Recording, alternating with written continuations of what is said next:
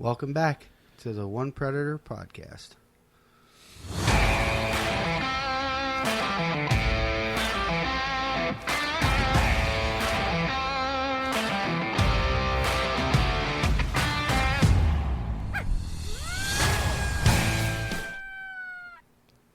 So, What? intro music. I heard it on a... Why did you just stop like that? Was so fucking weird. Because it just occurred to me. Our intro music is Welcome on, back, everybody. it's Josh on- just jumped right into it. Yeah. I'm going to get to it. All right, go. Is on another YouTube channel. What? Yeah. I don't remember which Well, one it was. that was- It's public. It's free to use as long as you post where you It's got it's it not from. like a No. like I a mean, we Bath can- and Beauty's fucking We can always video. we can or always something. change it up. I still think we need to add a gunfire shot. To Well, the yeah. end of So it, we're but- going to work on that. Yeah, we got plans for things. Anyway, welcome to the Hello. One Predator podcast. We got plenty of time for this. Welcome to the One Predator support group. My name is Carl. Carl. It's been 29 days since I shot a coyote, and it hurts so bad. Yeah. Wow. How long for you? Yeah, 42 days for me. I'm only at 20. I'm only at 25, and it was. If I was him, I'd go out and shoot one now, It just was to a be like, night. Yeah, but it doesn't count. So It what's don't the count. point? Yeah. Well, I only made that fun. New I'm York pretty sure State. they- You know, because if you New wow, York State forget it. did. We won't even get it. That's That's for after dark. That's the DEC that made that rule. That's who that is. anyway. good old New York State. Yep. We got Pierre with us. Pierre's Finally here. Here I am. dragged him in Finally. and tied him down and put a microphone He always in his comes. face. Everybody, he's a team player. I try to Everybody be. else sucks. I love being here. I love having this time with you guys. To be honest with you, I just it's been super busy. Well, I saw all you, kinds of and I was leads like, for dude, you stuff. got to come and tell us about your. Yeah, let the final day. Ugh. Yeah, I that dra- was a day. I was in bed. I called all you that's He guys. was like, I "Come on!" texted I'm like, you. "Dude, I'm in bed." Well, we hit that That's on field you. Saturday. We hit that field Saturday. Yeah. It was weird because we had It such high rained. hopes. Yeah, we had such high hopes. It was a little rainy, and I knew it was gonna be a good spot. nothing came out. My bad for picking that field up literally 3 days Was- before the end of the season. I picked it up on Friday. Was that the one up? That was The big one. that we were looking down By the the hill, gravel banks, and the yeah. possums got me all excited. Yeah. Yeah. Yeah, I So couldn't even see you guys. So for some No. reason, I lacked like a motherfucker because we'd been talking about that field for a while, and I was like, yeah, look, I know that guy. He's a good family Yeah, we friend went and by stuff. it, So and I'm like, dude, you know him? yeah. Right. What are So- you doing? Yeah, so I finally asked him. I think I texted him on Thursday, and he's like, "Yeah." He's like, "Come see me tomorrow." He's like, "I'll be up from the city." So I said, "All right, perfect." I go up and see him. We saw funny kind of story because when I text him on Thursday, he was like, "Yeah." He's like, "We can figure that out." I said, "All right, perfect." It's like I got like a whole team and all that shit. And he goes, "Oh shit, I think we need to meet in person though and talk about this." And I was like, "Oh, what did I say?" You know, and it didn't even dawn on me. So I go there Friday night and hanging out, just bullshitting a little bit, and then he's like, "All right." So he's like, "So what are you figuring? What's the whole plan and shit? You said you had a team, this, that, whatever." He's like, what's going on? Like, I kind of need to know. And I was like, all right. I said, yeah, well, I mean, it's like 5 of us. He goes, holy shit. He's like, I'm thinking there's gonna be 20 fucking guys out in this field just ripping rounds Can you out. imagine that?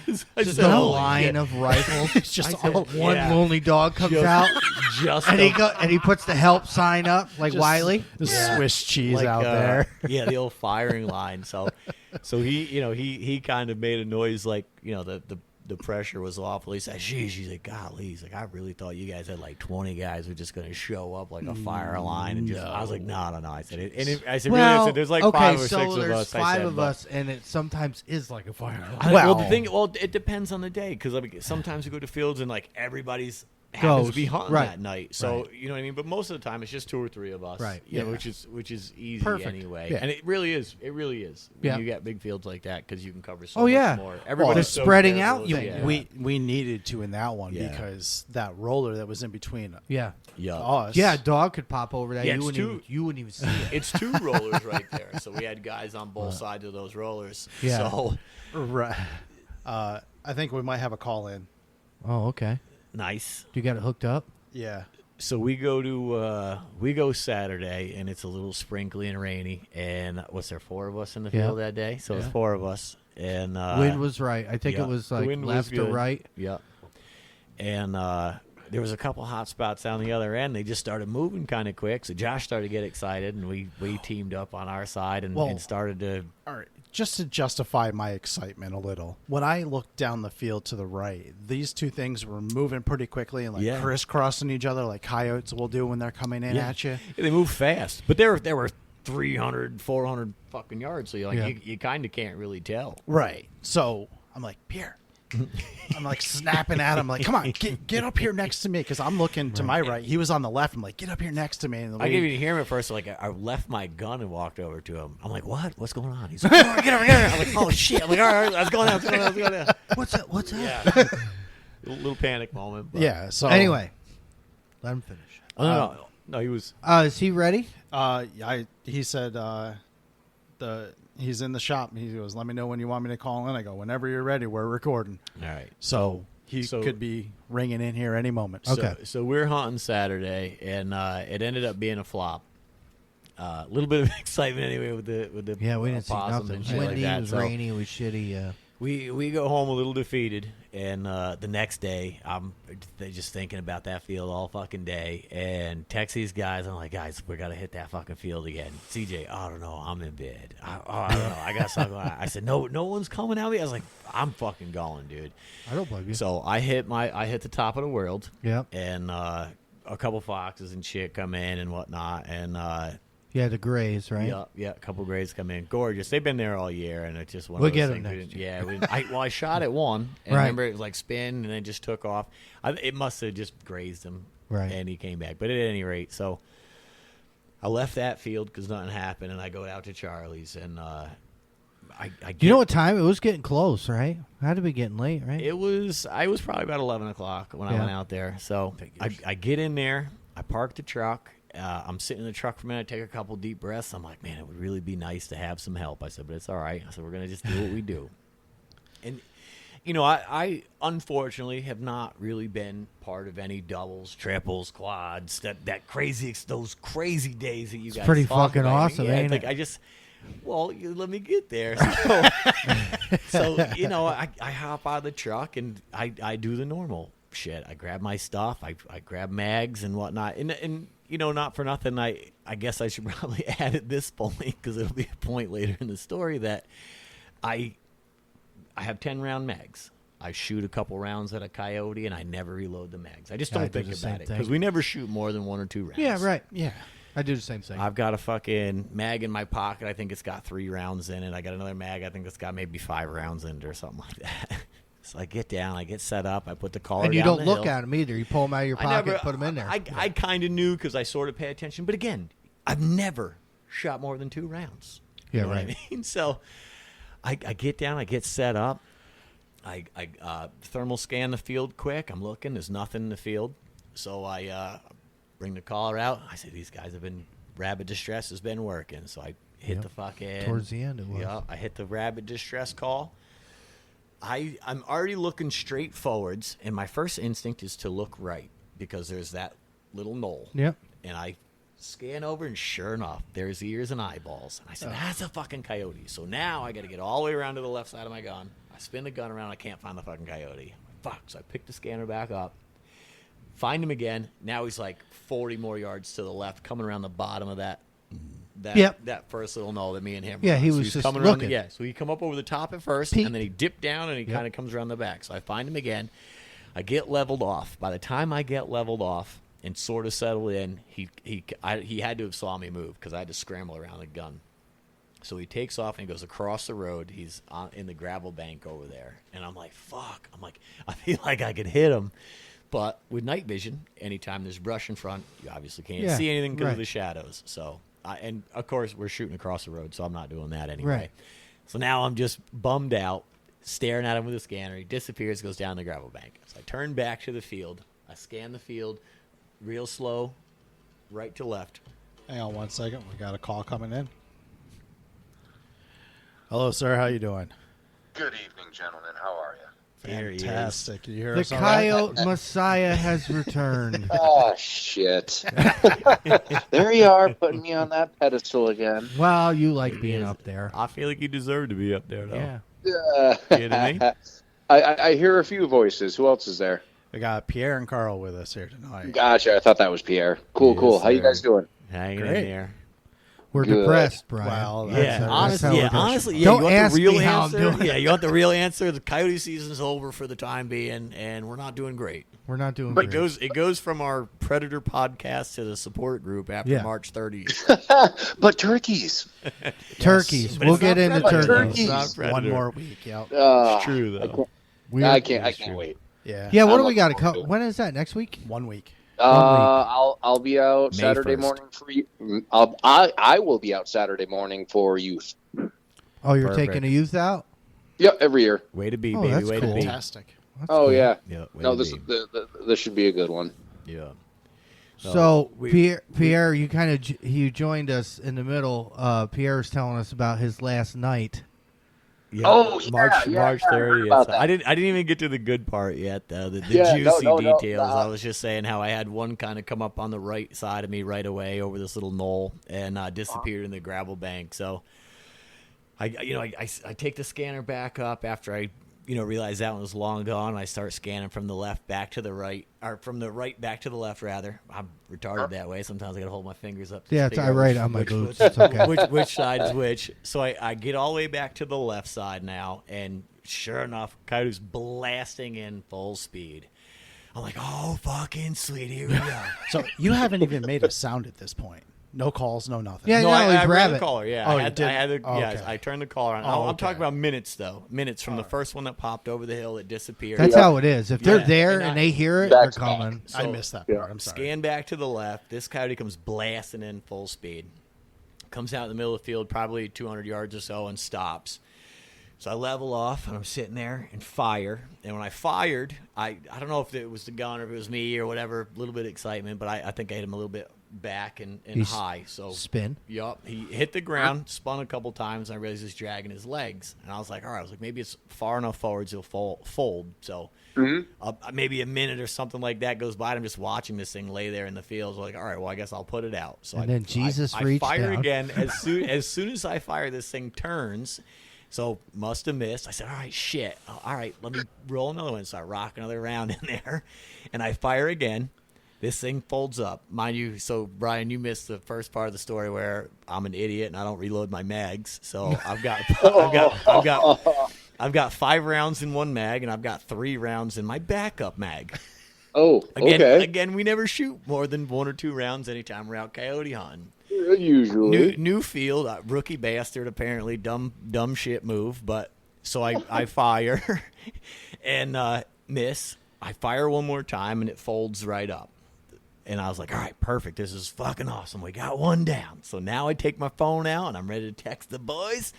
Dog down, dog down. And as I'm getting through all the excitement, I'm like trying to get my phone out. I'm still scanning.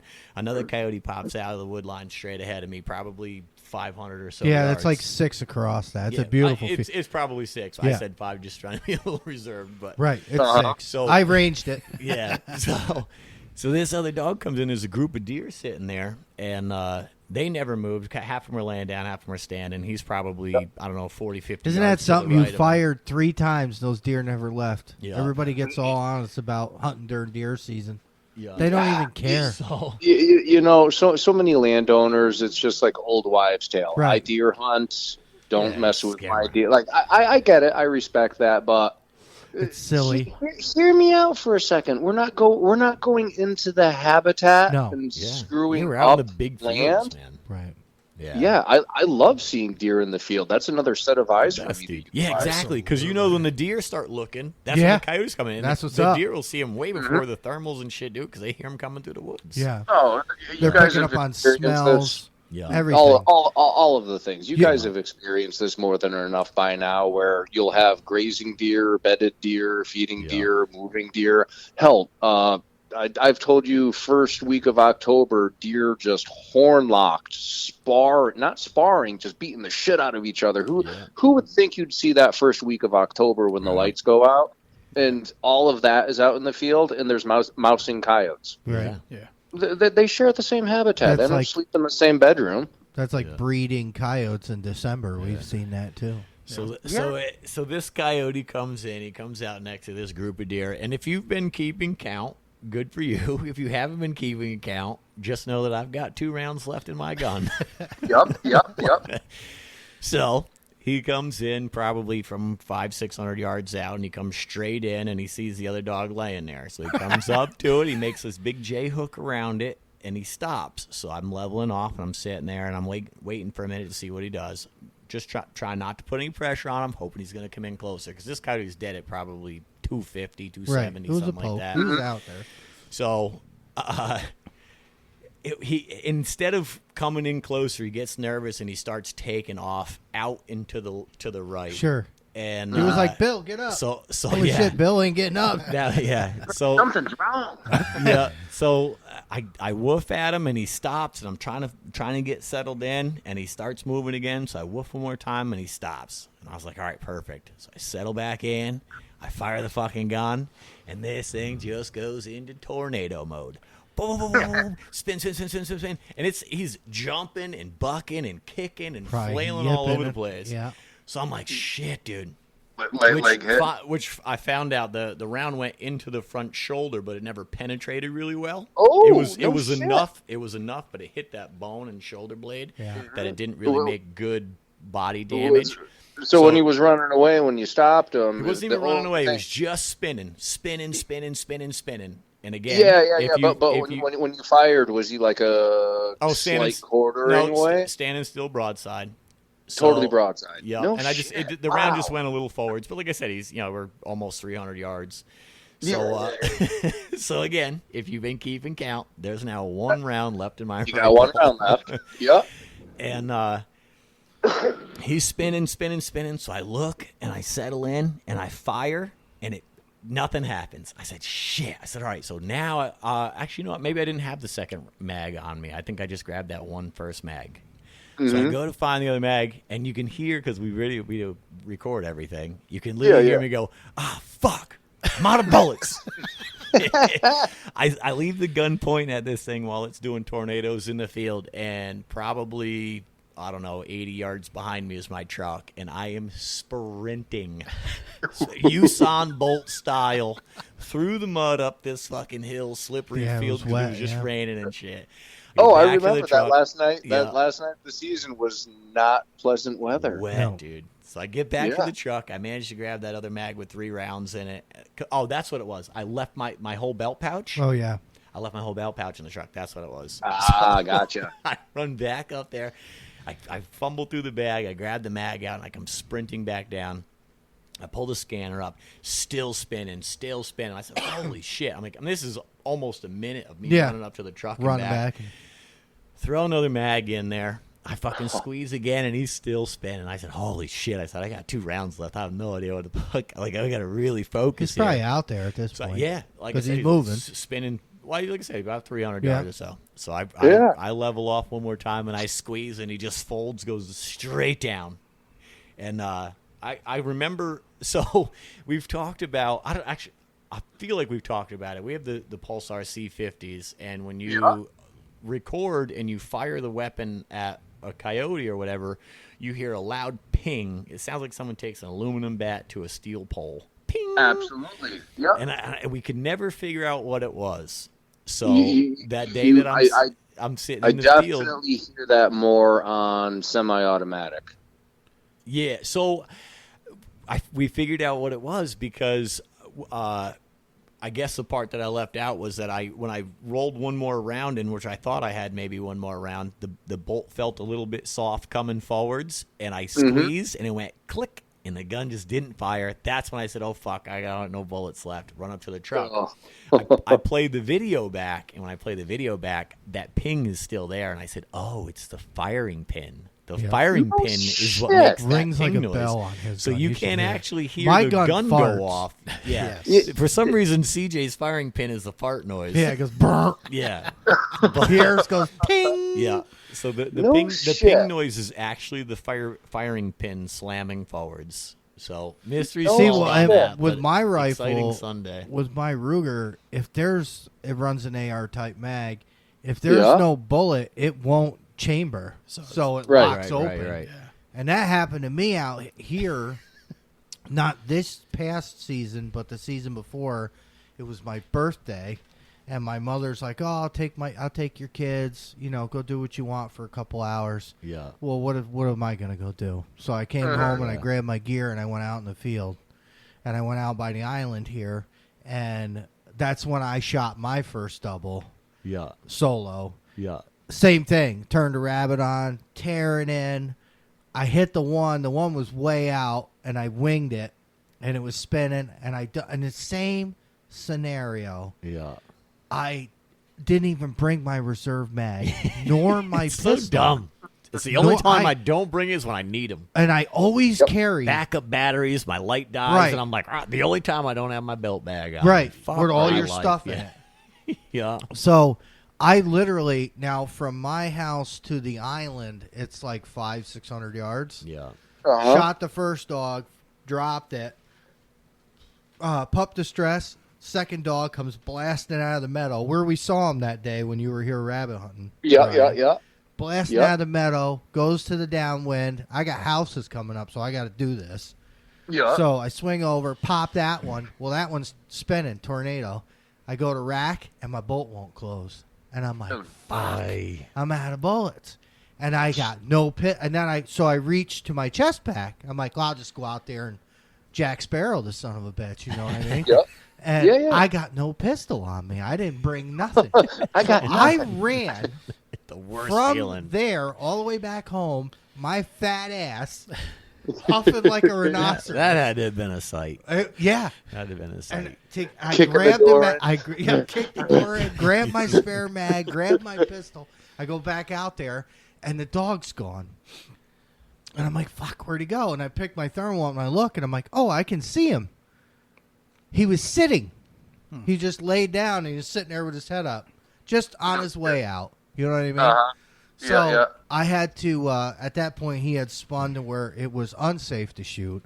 So I had to pick up, backtrack, move to the right, get a better angle so it was safe to fire that direction, and stoned it. But I called Rusty when I was running back to the house. I'm like, dude, I just shot my first double. And he's like, why are you out of breath? I'm like, I'm out of bullets. And the second one's spinning out in the field. I'm running back to the house. I got that recorded. That was something, man. Like I said, that last so day, your first double, self-called. The very last day of season, yeah. Very last it's always day of the last day. So 25 days since my last kill, and it happened to be a solo double, but a triple call. That's like when me and Josh called a double down at the new spot down by the radio tower where we were listening to music through your headphones. Oh, yeah. I remember we called 5 coyotes. 4? I remember killing that first five. one. I remember killing that first coyote, and I was so hyped to just hit one on the last day. And then, I was like, man, I called 2 and I killed 1. Let's go about to fucking flex on these boys. And all of a sudden, the third one comes in. I said, oh, shit, it's going down. It's going down. And you didn't even do any pup distress or anything. No, dude, I had it happened. Isn't it crazy? Everything happened within so 7 minutes, 6-7 minutes. Everything happened 6-7 minutes, dude. It is ridiculous. All the years doing this. Yeah, you are the elder for sure. Prey distress, beginning of the season. You get all those. This season you're going to have all those uneducated 2024 edition tripping over each other to get to a rabbit squeal. Yeah, October 1st, fun night. Yeah, good times. It seems to be the beginning of the season, the end of the season seem to be the most action. Yes, and there's it's got to be like the breeding season and stuff. Well, I feel like they go back into prey now for us once they have established dens. Yeah. They maybe haven't pupped yet, but they are. Well, they're preparing. They won't pup until like April, right? And shit like that. Yeah, but they're preparing, so they're going for food. And you look at it like just making the analogy, similarity of that whitetail buck. He's just running and breeding and running and breeding and running and breeding. And how do we communicate? We rattle, we vocalize.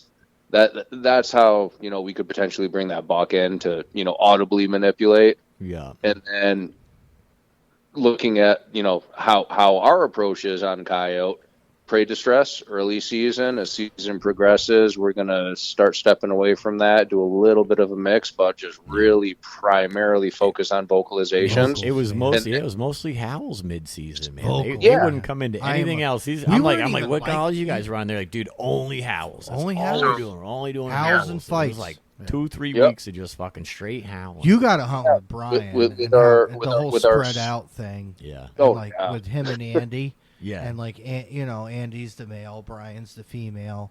And that's when it but we were going through it. I mean, not really. In the coyote world. Stop laughing. Sorry, Brian. we were doing it here, but we never spread out until we went up there, and I was like, we're coming home. And the whole ride home from Brian's that night, I started falling asleep towards the end, but like I was stoked. Like I was like, did you see how they did this? Did you hear that? Did you do? I'm like, and Josh is like, yeah. I was like, I can't wait for next week. I was fucking there, dude. Yeah, I fucking wait saw it. for next week. I'm doing all that shit. Yeah. But Okay. Super it's fun. early season. I mean, we primarily stick with a way more vocalization yes, than, you guys do. than anybody would probably. Everybody, they don't run an e-call. I mean, it depends where you are, and it depends on the dogs that you're hunting. You know what I mean? Yeah. Every location's different. You know, those dogs will respond to predator or prey distress or whatever at one field, and you go 20 miles down the road, and it's completely fucking different. You know? Yeah, I mean, it's shit. You find a spot like you did with virgin ears. Yeah, go with the prey distress sound. Yeah.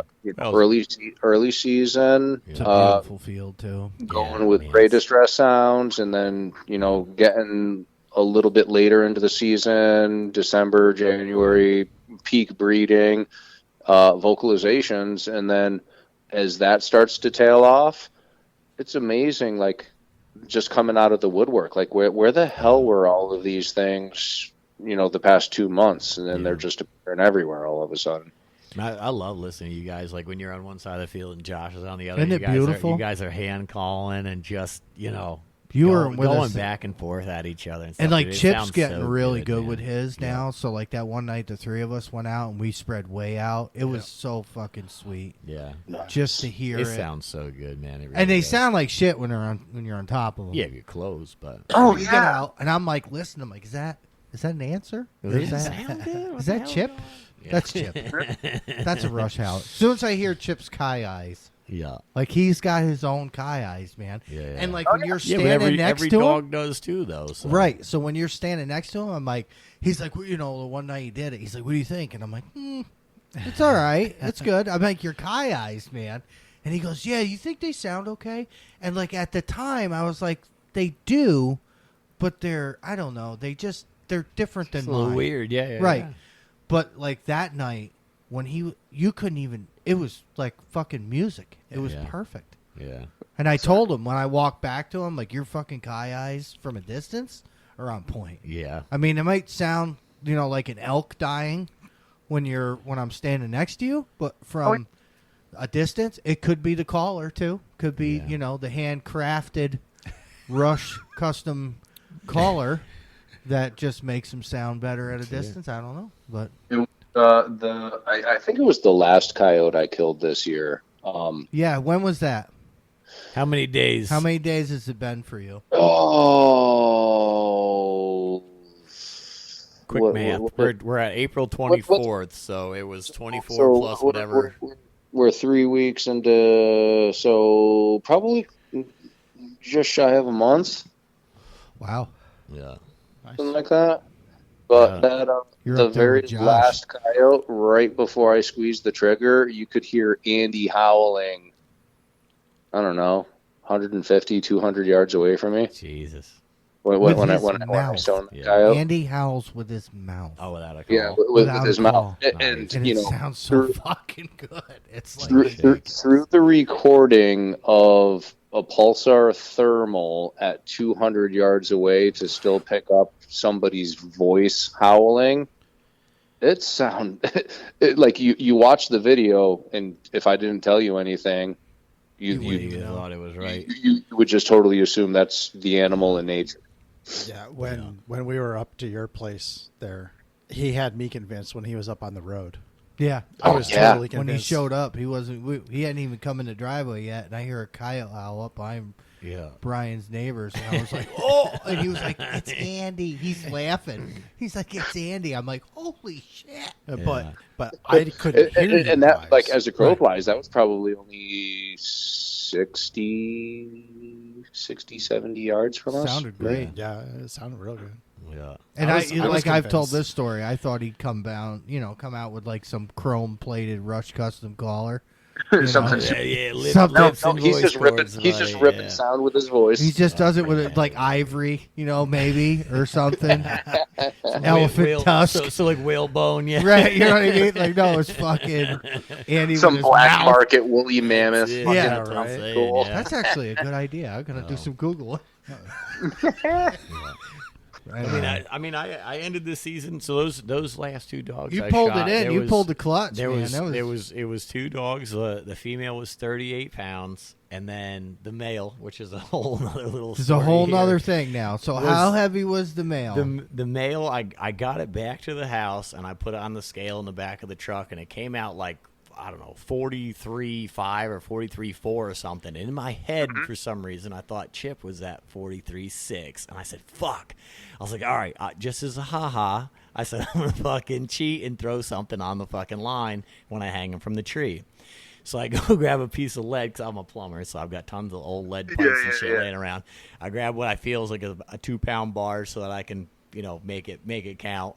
I hang it from the fucking tree, and I stuff a lead bar in the side of the neck rope, and I take a little slow video from the back up to the scale, and it says 45 pounds, and I post it to the group, and I was like, "That's it, boys, I got the biggest male." And after I sent the video, I realized that Chips was only 42.6. Yeah. And I said, "Oh shit! I fucking beat him anyway." Right. So I took the lead pipe out, and I actually, I think I put it in there second. I took the first video, 43 pounds, Yeah.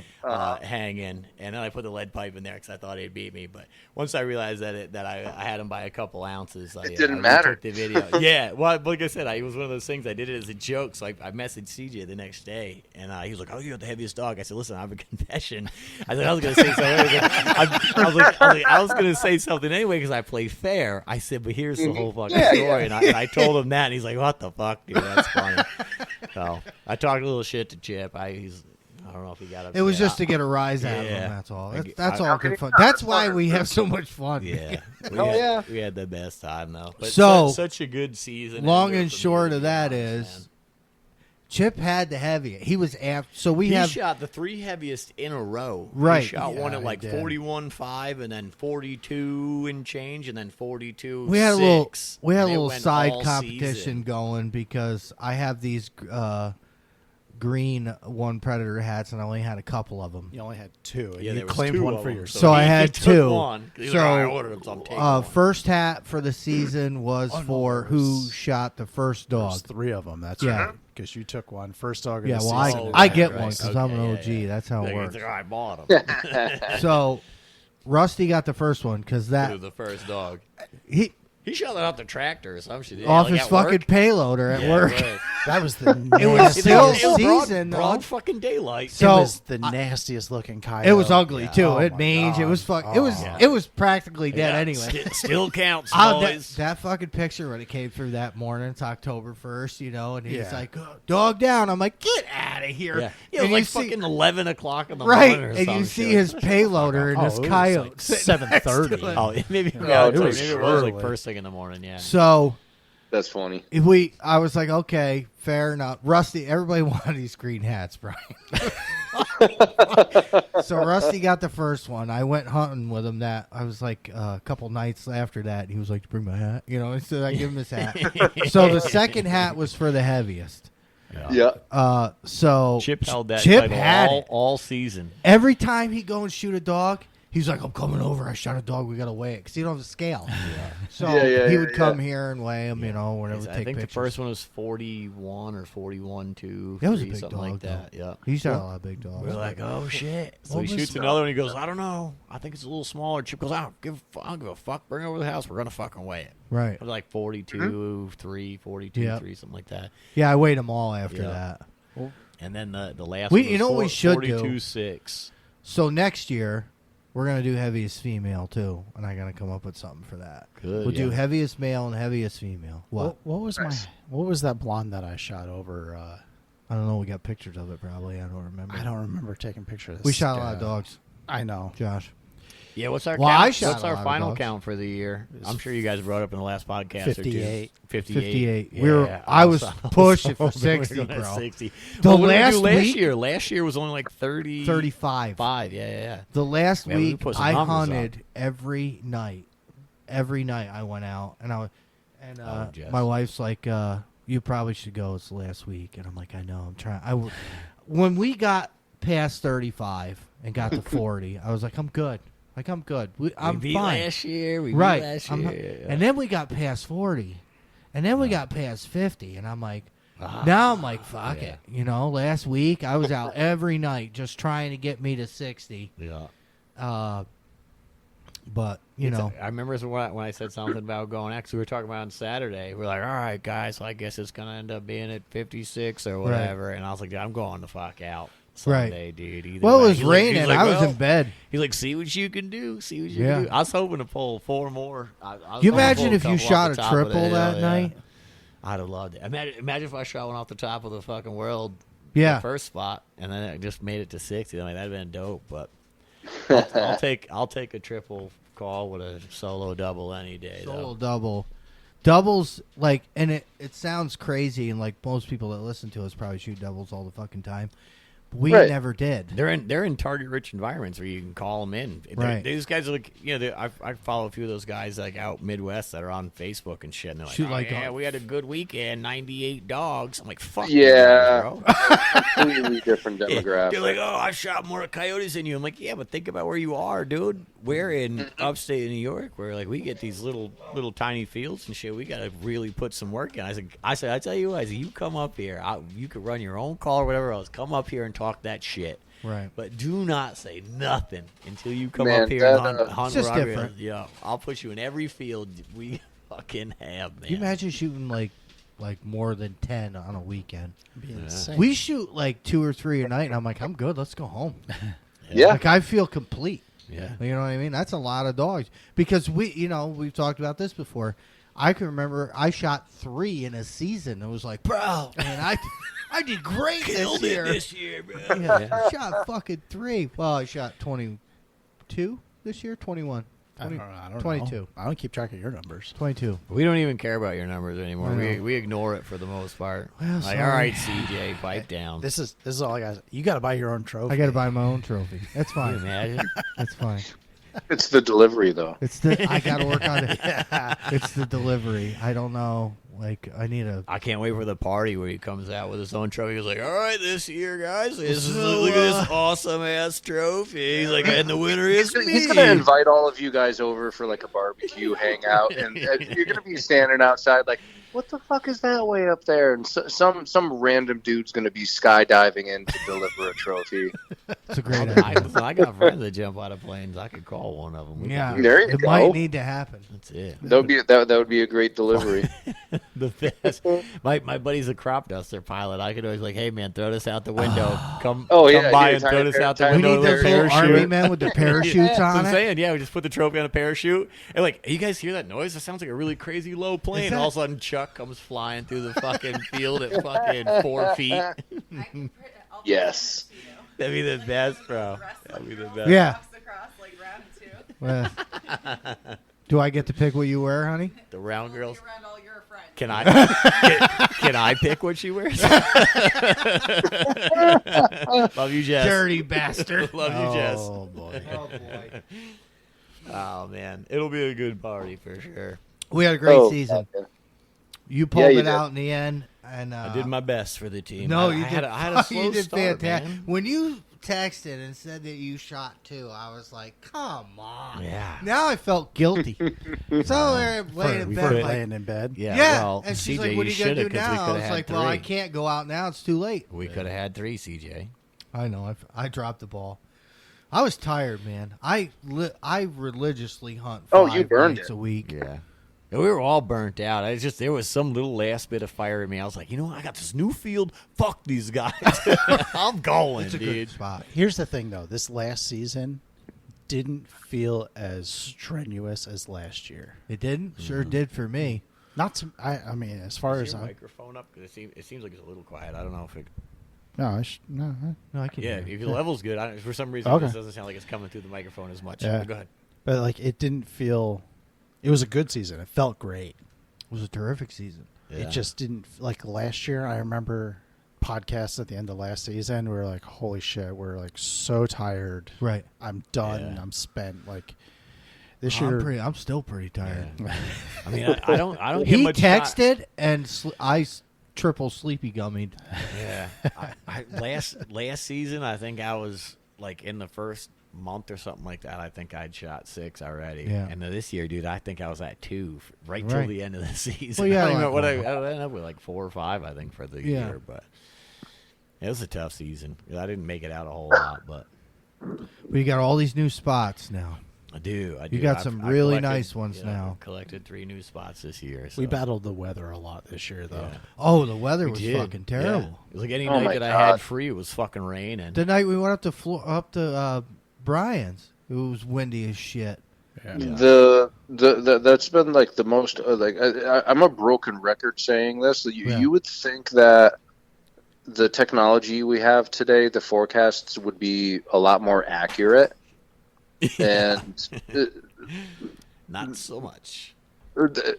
all week it wasn't supposed to rain today. It rained today here. It rained here today. Yeah. Oh yeah, we had thunder. Like, there We had was thunderstorms. nothing in the. There was nothing in the forecast all week long. There was nothing in the forecast but sunny skies yesterday, and it rained That's today. 'cause when they pick the weather people, it's usually a girl, and they're like, "Listen, are you pretty? Yeah, you don't know shit. Fine, let's go. I mean, Jump but on." even then, I'm But, like, like, you're predicting the weather. It's like predicting how many coyotes we're going to shoot. You know what I mean? We're like, all right, let's go for fucking 40, and we end up close to 60. I mean, you just never really know what's going to happen. And that, to some people, that's not a lot, but that's fucking monumental for us. yeah, Yeah, we're up and coming, man. It's not like we've been doing this for 100 years. Yeah, there's I've been shooting them since I've been hunting, but right. It was different. Yeah, I shoot them during My- deer season with a deer rifle. It was never at night calling them in until the last, I don't know, 4 or 5 years I've been hanging out with you fucking guys. Costing me money. I know my biggest obstacle was I didn't go out nearly as much because of the wind.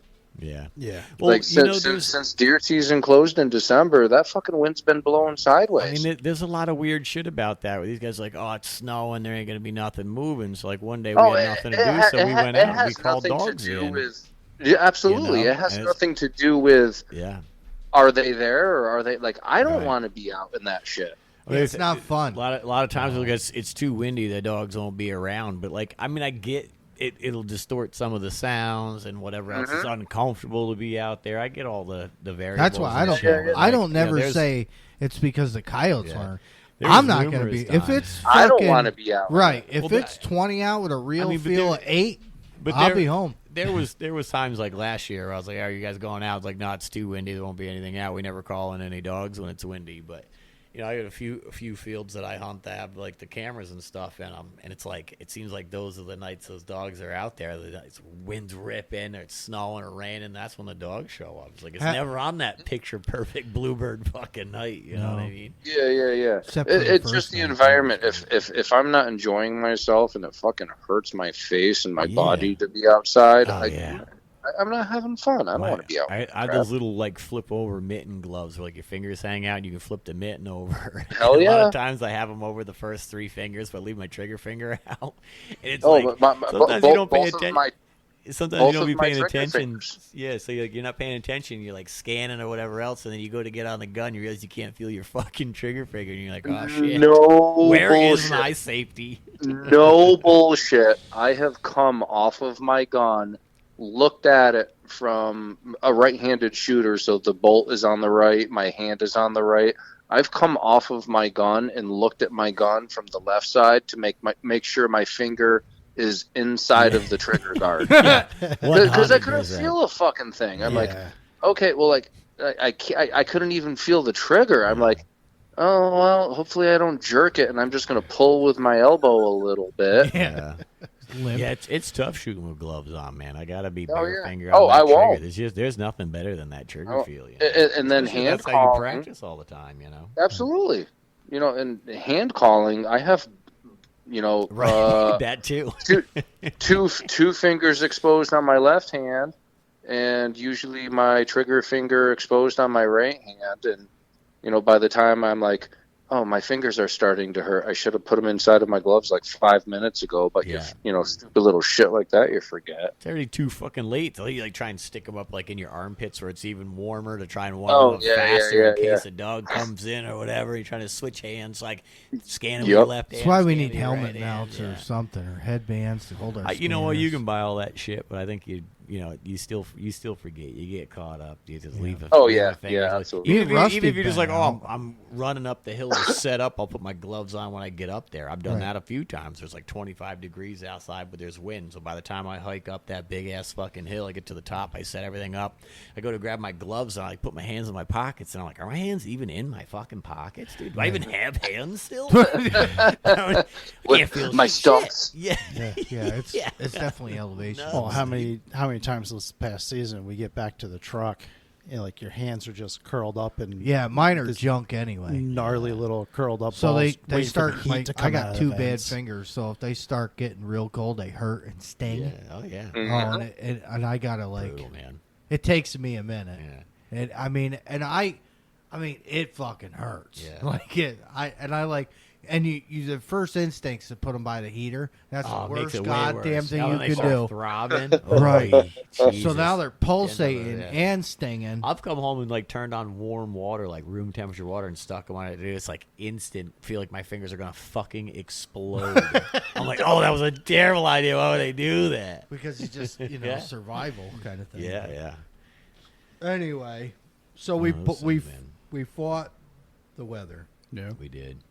There was Yeah. a few nights where the camera went off and it was super fucking cold out, and I just run up to the top of the hill quick, and like I remember just like getting there and like the dog's not anywhere, and I'm up there for like 15 minutes max. By the time I park, walk up, set up, call for a minute, nothing happened.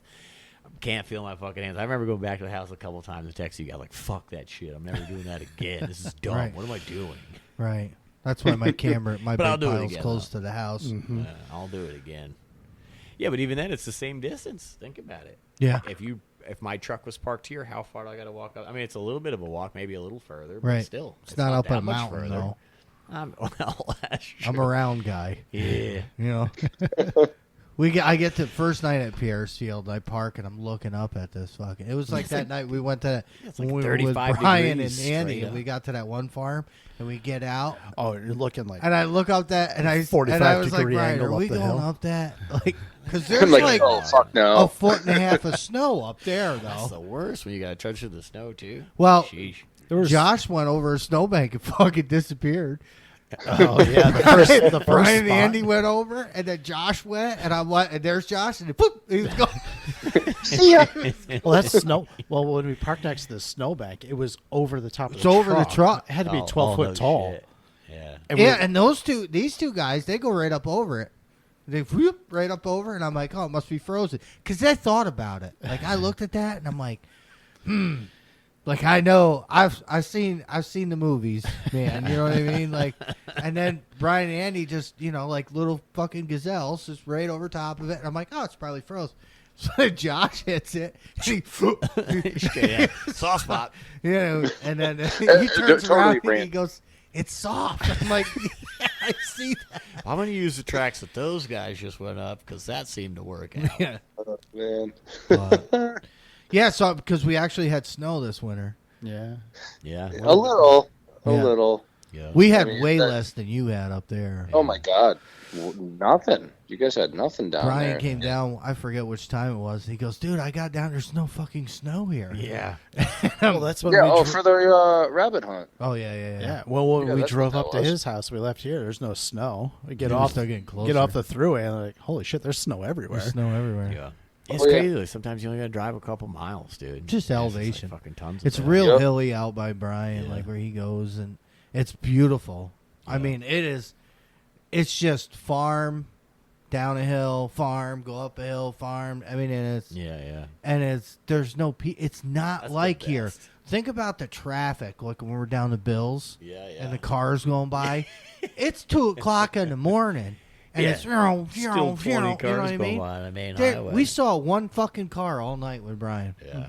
Yeah, it was crazy because that Bills hasn't we kind of there. I don't know, at least half a dozen times. Yeah, I a think, bunch of and times. We didn't nothing shoot came nothing in, there this year. Fox came in that one day, Yep, but that we was let it it. go. Well, you and Chip had that double. Yeah, When I should have fired. when I was on the other side. They stopped at 340, and Chip's like, "Are you?" He's yelling ranges to me, and I'm like, "Dude, I know, I got it." And he's like, "Are you gonna shoot?" I'm like, "I think they're gonna come. I think they're gonna keep coming." Then they both just instantly sat, and I'm like, "Shit!" I'm like, "That's it." So Yep. I click safety off, start squeezing. What they do, they get up and run. I'm like, "Fuck." 340 they were at. Yeah. The I old would have had more. heartbreakers. God, that was the only dogs we saw there this year, The old and that place is heartbreakers. was infested. Yeah. But even so, we've talked about this. A lot of our landowners, well, the ones I deal with, have reached out already, and they're like, "Whatever you guys are doing, keep doing it," because we have no pressure from them. We're not hearing them. We're not seeing them. Thinning them out. And I was like, "Yeah, well, we shot a lot of them, but just I mean, and that is the main goal. A lot of the places we hunt there to keep the pressure off the livestock. That's I can't say that enough. It's not just it's on the ground meaningless- where we do. Right. Same deal. Yeah. Same deal where Brian is, and so that means you're doing something right. Yeah. You know what I mean? So, wow, Definitely. it was a it's- good night. It's so much fun, though. You had a good night. Yeah. That first double, I don't even know what our first double was. Like that we called. Remember when we like called doubles? We were Tournament. like, whoa, you know? Our first tournament when we called that triple. Oh yeah, we called a triple on our first tournament. Yeah. Yeah, and I like fired and the bullet landed Did you guys 4 call feet next to it. Did you guys It call was- a quad this year? Yeah. It was 4 or 5. 4 or I 5. think- Yeah, At at least- least a quad. I definitely think 4, that came yes. down. He couldn't even see him. Like Josh couldn't see him coming. I'm like, they're coming, and he's like, I don't see him yet. I don't see him. And they came around the pond by the cattails, Yeah. Oh, I remember. and they yeah. were just like in a line, do do do do do do do, and I'm counting 1, 2, 3, 4, and I'm like, oh shit, there's 4. Yeah. We heard him too. We heard him bad. We dropped them too. Yep. The guy who owns the place, we fired, and he was like, I see him come out on his porch, and he's standing there, he's waiting for us to come out of the field, you know, because we fired at the 2, Yeah. dropped them. Josh was still flipping around, so I poked it again. Then I hit. Well, you went and did pup distress, and one had come back out, but way out. Yeah. And I Hail Married at it, and we never found it. It looked. I don't know. I don't know. I don't think you hit it. Because usually, they would spin if I hit them bad, but Yeah. that's it. We never found it, but that was an insane night. Yeah. Yeah. I had my first hit in fucking non-recovery this year. Yeah, I've so never- I mean, I've never non-recoveries. shot I one think and I not had. recovered it, and then I did it this year. Would you I'd have stolen one? that thing though. Josh had one I had unrecovered. on one. Bled like a son of a bitch. Dude, I had the army crawl through all that brush in there. I still remember he can't goes, he goes, believe we "Oh, didn't look at find the it." foot. There's a blood, dude. I'm literally army crawling, hands and my belly really just dragging on the ground. I literally at one point I goes, Josh, you need to come lift this fence off me. I'm stuck. He was in one like that too for like Oh, 2 man. hours I was because he kept going. Yeah, it wasn't that long, Yeah. but it was a long. I was like, time. shine your flashlight up in the air so I can see you. Yeah. It was behind the farm, so I could see him. This light sticking up through the woods. Yeah, that coyote popped out of nowhere, man. We were watching that whole field, and all of a sudden I was like, "Oh shit, dog to the fucking left, dude!" And this thing's like maybe 80 yards and booking. We had it. what 3-4 dogs there that night. Yeah, there that was the was- last Yeah. week. Yeah. Because there was one on the hill behind us, and there was one way out in front of us across the field. So and that one place came out of next nowhere. door, they have cattle. They have a ton of them, and I am complete. I was telling the fur girl about this. I am completely confident that they have calves get eaten there Yeah. because that pasture is so big, and they Huge. do not do anything with those cows. They just turn them loose. Oh yeah. That they don't like. It's not like mine. You know what I Right, mean? right, Like right. I We're see out there every every one of day, mine every yeah. day. They have big feeders. They fill them and they leave. Yeah. And they just leave them. That's why there's so many dogs there. I know Yeah, I'll they're bet. eating those calves there. Because I went there the last Do you? week and had one cow way out. Like, I was at a different property down the road, and I could hear this one yelling. And I have cows, so I kind of know. I don't want to say I speak their language, but You're around them enough, when there's a distress. Right. So I could hear this one mother going berserk, and I'm like, you know what? I'm going to go over there and take a look and see. And she was way down in, and I don't go in the pasture because I don't want to get them riled up. But I'm pretty confident she had a dead one in there, and they took it. Those are Angus too, right? Yeah. Yeah, no, I ain't messing with them. They're like fucking deer, man. Yeah, we get out of the truck, and they look at us, and they're gone. Yeah. You know what I mean? It's like Catskill Game Farm. That pasture is huge. Yeah. Huge. But So with your cows, Carl, just something to try, and it's an observation I've made over the years. All the cell cameras that Andy has and the guys, putting them up around like the perimeter of pasture. You get like one, two, skip a few, nocturnal predators passing through daytime. You'll see coyotes on occasion, but it's usually, clockwork when when your cows are going to drop their calves. sure. You know that the coyote does not go by the calendar. No. So They smell. yeah, so I'd be so I don't know if I've said this to you guys. I would be so confident we get more coyote photos in the springtime, early summer, when those cows are going to be dropping their calves. And within 2 weeks of that first calf being dropped, and then the week before that first calf is dropped, your coyote presence starts picking up. I guarantee there's a hormonal olfactory scent that's coming off of that cow. Sure. And they can actually smell. He comes out the back with this fucking amazing ideas that coming. just make total sense. Yeah. So I mean, it's just kind of like what's triggered this? It's not the calendar. They're not going by the calendar. They're They're like, oh shit, utilizing- today's the day, guys. We gotta go. Yeah, exactly.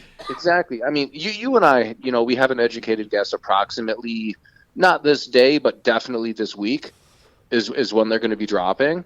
And you can watch that on the cell cameras around pasture when that coyote presence starts picking up, even before that first calf is dropped. Last year was the same way. So I'm sitting there and I'm just kind of near my phone. It goes off and this big doe is kind of like kind of bumping through one of the cameras, and literally like 45 seconds later, the camera goes off again, and it's a big coyote right behind it. Oh, yeah, I remember that It's right, pictures. yeah, I remember I sent it to you. It happened like 2 or 3 times last year. Mm-hmm.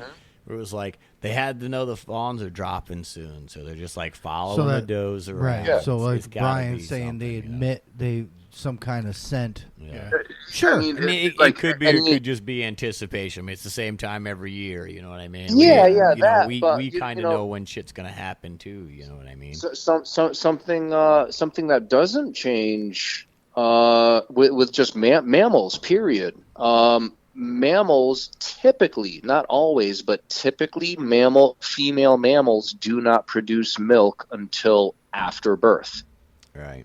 Yeah. So, something like that, I can't smell it, you can't smell it, but I would only anticipate a mammal that's hunting with their nose, there has to be some sort of hormonal odor coming from that other mammal that's getting real close to giving birth. I mean, I can see some of that too. But like I said, there's something like it could be whatever. It could be like whatever county fair or something that's happening. Like you don't know exactly what day it is. You're like, I feel like it's happening soon. And you're like, oh shit, that's this weekend.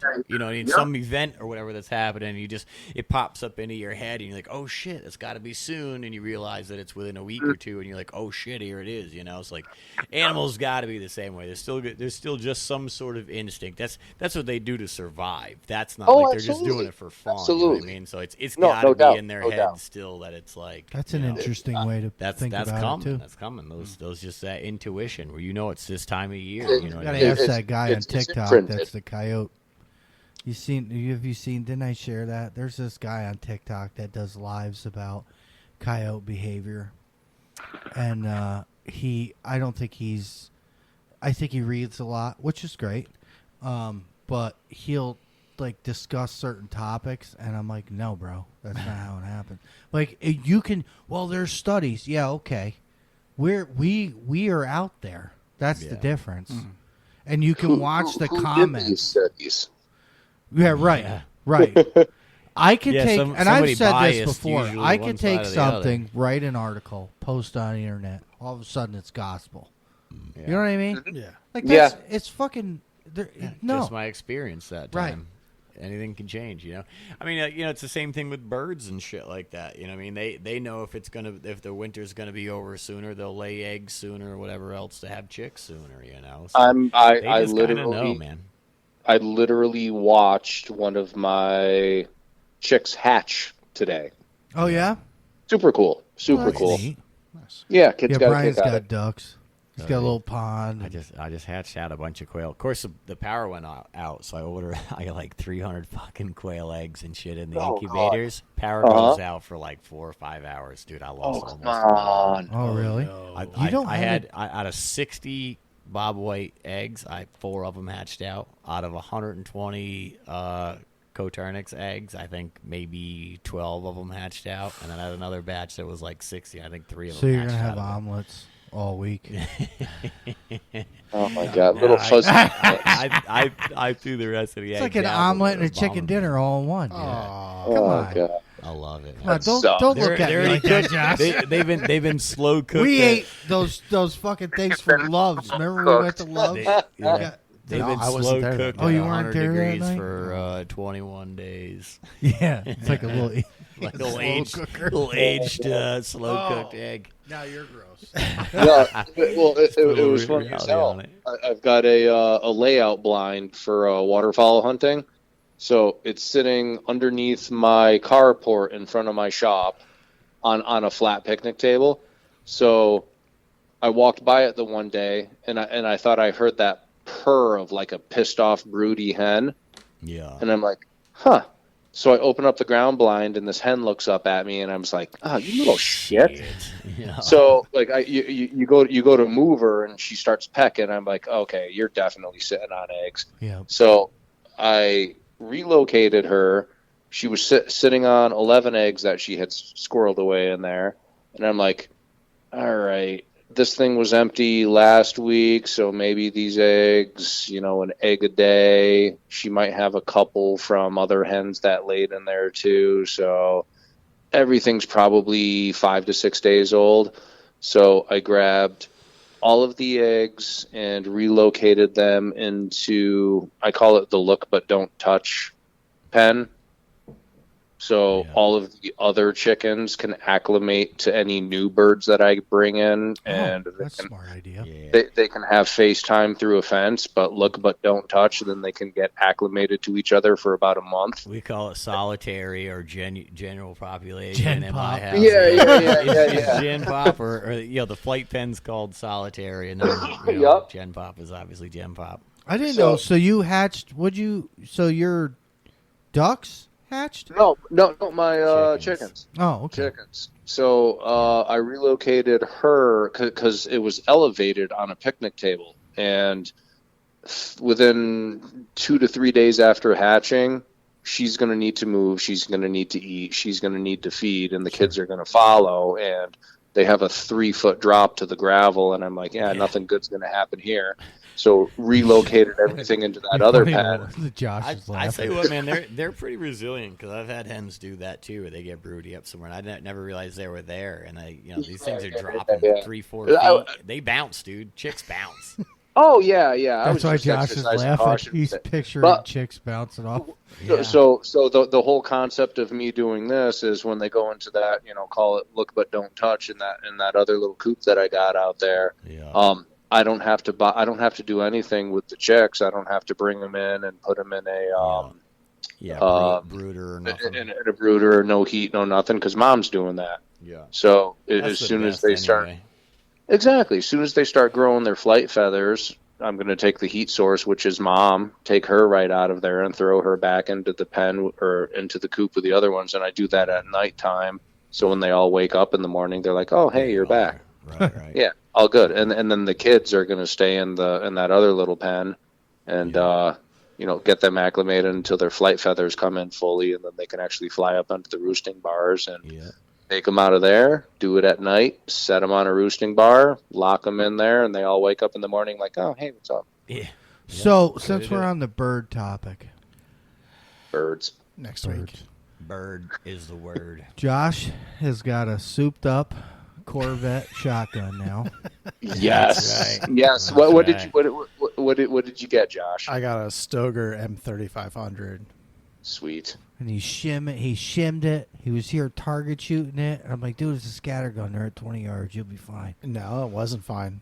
It wasn't It wasn't not Not fine. No, dude. it wasn't. So he's got that baby dyno tuned. So I was under the same assumption you were. Like, it's a shotgun. Like, you just point and shoot. Right. So I come down here, because everyone's like, oh, you got to pattern it. You got to see this. You I've got to never do that. patterned. We're going to do See that. So- where it shoots, yeah. So I get set up out here and I pull the trigger. Well, I put a 2 3/4 in it. I was like, all right, I'm just gonna see how it cycles. I just put that one into the dirt. All right, and I got the 3-inch turkey in there, and I shoot the target, and it's like 6 inches left and about 8 inches high. Yeah. Like, well, that's not where I was aiming. Yeah. So I do it again, and it's still over there. I'm like, well, what the fuck am I gonna do with this thing? Like, it's a shotgun. Like, how do you fix that? Heat the barrel up, bend it. No. Now you can move sights on. So, too, but- I'm cruising. Like pistol I was on sights. vacation and I was sleeping like garbage. So I'm cruising YouTube, and I happened to come across this video, and the guy's like, "Oh yeah, it comes with shims, and you like, oh, Did they give you the shims when you bought the gun? yeah." I go, "Oh, that's what those little pieces of plastic were." So reading stuff online. So wife and kids are up. I get the shotgun out and I replace the shim. I come down here and I'm, all right, well, I got it back center and it's about 2 inches high at 25 yards. I'm like, all right, That's good. that looks good to me. But then, Yeah. Oh yeah, I also ordered a spring kit for the trigger to make it a little lighter. you're not even going to need that, dude. That bird's going to come in and fluff out on I those tell you decoys. what, man. you're gonna- You and say you're- that, but and it you're makes gonna such a come. big difference. It makes such a big difference with the light. It's gonna happen. I haven't. So I also bought a new shotgun. I got can't wait to watch you josh the shit out of it. I bought a new Winchester SX4 with a Oh, pistol nice. grip and the woodland Very camo nice. and all that. Oh, you comes with an did? It comes with an 18-inch barrel, but I had to buy the aftermarket, like 26-inch barrel. Jesus So I bought the Christ. 26-inch barrel for it and got it all tuned. So in this and is stuff. like, just wait. Like, so I went out one time last year, Mm-hmm. had a great day. Yeah, I remember was- how unexcited you were? You're like, oh, I don't know, I've never turkey hunted. It doesn't sound Right. exciting. And then you shoot a turkey. You're like, oh, this is the fucking best shit ever. This is fucking so awesome. I came home. I had fucking decoys. I got a decoy bag. I was ordering calls. I got, I'm watching Dude, it's videos, awesome, man. and I'm like, this is awesome. Well, I've been watching videos the last 2 weeks. Like I texted you that But we one only night. get to shoot two, guys. This is the downfall. I know. You're only allowed to shoot. Well, no. We're after dark. You're close enough. Get a license over in Massachusetts. Go kill some of their birds too. That's it too. Yeah. Well, Get some non-residents. These I shot tagged out in New York, and then got a phone call from my buddy. He's like, "You want to go to Maine?" I said, "Absolutely." do. No, why would I Killed- want to do that? Killed some birds in Maine. It was fun. Fuck yeah. well, it's these guys on YouTube that I've been watching, the hunting public. They travel around the country Yeah. Yeah. and shoot turkeys, Yeah. and they just Sounds hunt awesome. public land. Yeah. Dude, you know what it is, and you're gonna say, I can't wait. I hope I get to see it. You're gonna go out without me, I think, the first day. We'll see how work goes, but I'm gonna try to be there. It's just like that with coyote. So when you make a sound and they respond, Yeah. that's the high. Speaking the language, dude. Right, You know what I that's mean? the It's- fucking there's high. something better about it. And like I was like, meh, turkey hunting, And then I go, Yeah. and then Austin's like, oh, you got turkeys, let's go. And he comes here that morning. I didn't even have turkey shells. I had pattern shit. I won a gun in the fucking raffle. Oh, man. that's right. Yeah. You know what I You mean? get the SXP, don't you? Yeah. Yeah. I love it. Yeah. And such a good gun. it's a good too. gun. Yeah. I feel like I want a pistol grip though. I want to. That Super X4 is just something else. Did I send you a picture of it or not? No. Oh, The Stoker makes another stock with a pistol grip. I'm a pistol grip guy, man. yeah, same.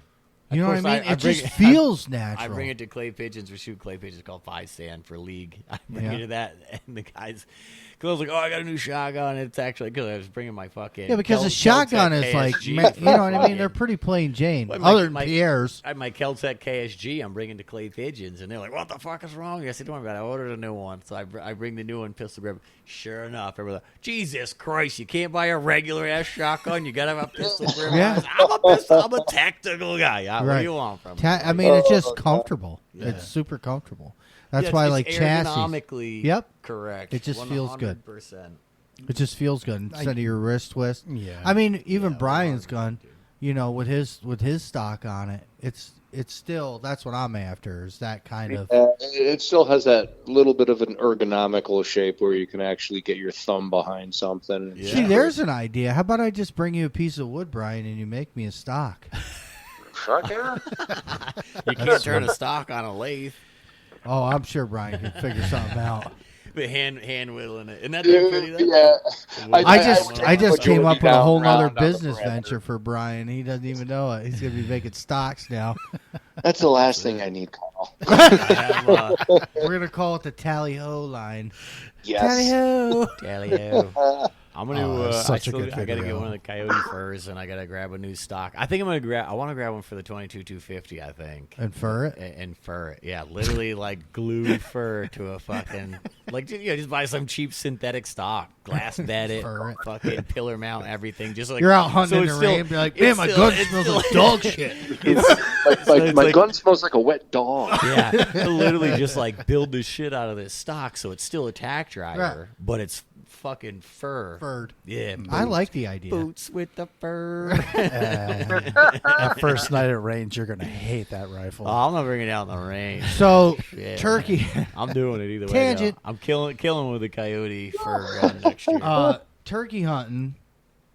So, obviously, you go out, you want to try and locate night before, right? I mean, you did, Pierre. Yeah, right. Opportunity. Yeah. So, you'll go, like, Josh walks in tonight with an owl call Yeah. and starts hooting on it. And Eva's like, oh my God, what is that? It's an owl call. I'm like, yeah, but Brian can do it with his mouth. Yep. Seen him do it. Yeah. So I tried to do it in the car, just like messing around. And like, no, there ain't no way I can make that We sound. just can't. We can't. Do you locate, Brian? Yeah, I will. I'll go. I mean, you know, the best thing about locating that bird sleeping all night, where's it going to be when it wakes up? In the same freaking place you left it. Well, so the thing with that is like, you know, I know where those birds roost every night because I know that property, and they're there all the time. You know what I mean? Yep, So yep. Sometimes you don't have to, but if you're in some unfamiliar territory or you don't turkey hunt Yeah, much or whatever, yeah, it's always good yeah. to go locate so that you do know that they are there because You know, sometimes you don't know. You know. The other thing is as the season progresses, you have habitat change. Yeah. as 100%. as season progresses. So, I mean, the month of May is only 30 days, but things to take notice of. You can see through the woods on May 1st. Yeah. You can't see through the woods on May 14th. Right. Absolutely. And you Yeah, it goes definitely quick. can't see through the woods at the end of May, just in that 30-day time frame. Yeah. So, I use my buddy's property as an example on this all the time. He has an absolutely epic, amazing blend of habitat diversity. The neighbors way up top, ag fields, border open timber, hillside coming down, and the open timber starts to get a little bit thicker with ground vegetation. Yeah. Then you hit the swamp. Now, when you're on the hillside, it goes hillside, slightly thicker vegetation. Now you're on my buddy's property, goes into the swamp, then it goes into his habitat of his property, and his property looks like if you walked away from pasture and just let it go forever wild for about 60 years, imagine how thick it would be. Yeah. Kind of like where we were rabbit hunting. Yeah. It's so all that's 6 to 8 foot tall and just fucking just shit. pencil sticks Shit. everywhere. So his property is not conducive turkey habitat, Yeah. except for the very first week of May. If he's ever going to kill a bird on his property, Yeah. it's going to be the first week of Well- May with an animal that loves having that visibility. I mean, when they mate, they go to those fields. That's where they mate, in those lower fields. Like, they're not in the woods doing that strutting and talking and calling. They fly the roof straight to a field, and that's usually where they go. If they have the opportunity, if the demographic where that animal lives has fields, pocket fields, agricultural fields, they're going to gravitate towards them. Yeah. And then the other thing is, as season progresses, soon as those fields get turned, if there's fresh earth, Carl, no bullshit. If you want to make life easy, it's almost like baiting, 100% legal. Take an implement, discs, cultivator, and just go tear the top. Yeah. Go turn the top over and go set up a ground. It doesn't even matter. Turkeys don't give two shits about a ground blind. All those bugs and worms and everything going to be up top, and they're going to be out there scratching the fuck around. Turn a field over and then just hunt it. And you might as well put out a 50-pound bag of corn. Yeah. I was thinking about my turkey bait pile today, actually, because I left my cameras out. They're still going, very active. Yeah. And I got turkeys on them now. Every so. morning, thunder chickens are out there. Nice. Right here. Yeah. Right here. So if I don't go open in the morning, Josh is going to go next door in the state land and shoot my turkeys. I'm going to go the second Friday morning. I'm not, because I get out of work at 7 on the 1st. So you just stay right on 9J and hop right up here and go. I mean, I could. So another good thing to bring up with that time frames to actually wake up at the ass crack, go hunt a turkey, go kill a turkey. The more time you have in the woods, the more success you're going to have. But as the season progresses,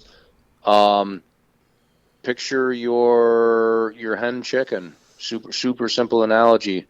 Wakes up, goes and feeds, and then when she's done for the day, if she's broody and nesting, she's going to go right back to those eggs and sit. Because that's her maternal instinct, and that's what she's going to do.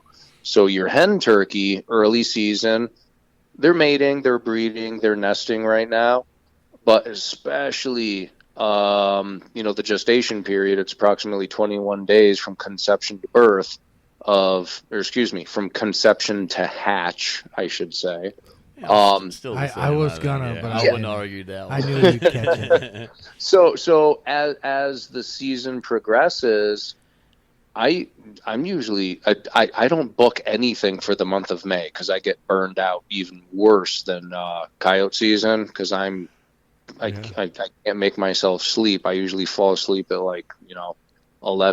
between 11 and 1 in the morning, and then I'm usually up at 4 every day. Yeah. And then maybe catch a nap here and there. But as the season progresses, I'll sleep in, and what you're doing is that tom is still going to have that natural instinct to breed, and mid-morning, 9, 10 o'clock, that hen's going to go back and sit on her nest. And what's that tom doing? He's still, still out, still looking for females. Any port in the storm, he's out looking and listening, trying to find a female. Any port in the storm. he is so much more susceptible to come to a call later in the morning, later in the season, when all the ladies are sitting on nests. I never even thought about that. It makes Well, perfect I sense. mean, you see them out in the field, and there's 40, 50 hens out there and 4 or 5 toms or whatever, and then every day you drive by, there's one less hen, one less hen. Yeah. Then there's 3 or 4 hens out there. You drive by that same field every morning at 6:30 when it's first thing in the morning. Yeah. And it's less and less and less. So those hens, Yep. as they're laying eggs and being bred or whatever, they're sitting on eggs. So. I was just talking with a buddy of mine, and he has never, I don't even want to name the place, but there's a fairground down south of us, and he's the only one with sole permission to turkey hunt on this fairground. he's got the lock, or he's got the code for the lock to get into the fairgrounds. He can bring a firearm in. He can go hunt the fairgrounds. Obviously, when there's no venue or when they're not utilizing the venue. Get out of the way, So- kid with a fried dough. Get out of the way. I'm trying to- Yeah. So he said every morning, like clockwork, he shows up early enough because he gets up stupid early as it is for his work. So he just, on his drive by, he stops and he's watched them fly out of the roost multiple times, land in the field. They're doing the same thing. But his number one thing, he's like, I have never seen so many hens. He goes, there's got to be 40 in the fairgrounds right now. And I'm like, no shit. And I'm like, you know how to kill that Tom? He's like, oh, yeah, show up at like 10 o'clock in the morning. I'm like, you got it. Nice. That's it. You know, unless you can, you know, get in super early, and every bird's different. You hit that right pitch, that right tone with sound, with a call, and maybe decoys. Catch them in the right mood. Even with decoys, man, I've been turkey hunting for years, and it's one of those things. Like sometimes you can just do everything right per se, by the book, Yep. whatever shit that's worked for you years and years over and over. But if that Tom is out there with receptive hens, he's not leaving them. I don't give a shit. You can have 90 decoys out on your side, but if he's got live birds that he flew out of the roost with, he's not leaving them. The number one thing I've learned to beat that is, as a caller, you're not talking to him, you're talking to her. Right. And if like you literally ruffle her feathers, did I ever give you guys the bar analogy, sitting at the bar with your wife? I think so, yeah. Carl? I maybe. Okay. I can't remember. So- we talk about a lot of shit, Brian. Oh yeah. So just imagine you're sitting at the bar, having supper with your wife. Great conversation. You're just sitting and chatting. Most of and the there's time. yeah. well, just imagine. Yeah, I So- have. I'm We're pretending. pretending.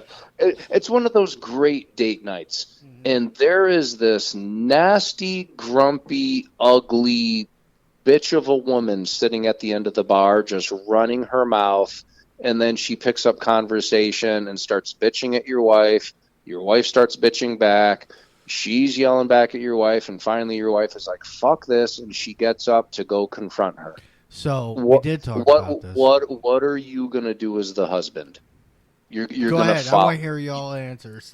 You're- I'll you're- tell you you're- mine. Honestly, I'm gonna sit right there and let her handle it. I gotta come over there. So the appropriate answer is you're gonna follow your wife. Yes. What the funny That's answer probably is why you're married and the I'm funny answer is I'm gonna kick my feet up and watch this shit unfold. I'm gonna make some fucking popcorn. Yeah, that's Exactly. So what you want to do as a caller, you want to be that pain in the ass bitch at the end of the bar. So makes total in sense. in the event that Tom has hens, you do nothing. As soon as you hear that hen open her mouth, any sequence, yelping, cutting, excited, you imitate it and you mock it louder and longer. That's You what want to was- get that was you gonna be want to my get next it. question. You want to get in the last word. Nobody likes to be cut off. So as soon as she opens up her mouth, you imitate the same cadence, but louder, and just picture in your head, okay, this is how long she did it this last time, and I'm going to keep going a little bit longer. All right, so she's probably done talking by now, and now I'm going to shut up. I just got in the last word. And then and then you do nothing. As soon as you hear that hen open up her mouth again, cut her right off and then just keep doing it. And fingers crossed, she's going to have enough and she's going to get pissed and she's going to come in. And what does a live Tom do with a live hen? He's going to follow her right off of a fucking cliff. Yeah. I So- like it. Optimistically, that's another approach. I like it. It's a great idea. I never It even works. thought about that. It's just It like works. a coyote, you know what I mean? Like when you piss them off, you cut them off, Yeah. and you be more aggressive. Yeah. Yep. I mean, this is something like we're going a little in depth on turkey right now, but this is something I've said before. If I were to pick two hunters, one is a proficient turkey hunter and one is a proficient whitetail deer hunter, the turkey hunter is going to manifest faster into a better predator hunter just from a calling dynamic. Yeah. And the only difference between the two is the olfactory sense. Your deer can smell, your coyotes can smell, and if turkeys could smell, we'd have open seasons with 17 HMRs to be able to shoot turkeys because we'd never kill them. Yeah. Yeah, you'd be in trouble. They do have Yeah. impeccable eyesight, though. Yeah, eyes, ears, and I mean, even with the rain that's forecasted on Saturday, imagine the noise in the timber with heavy rain. Mm-hmm.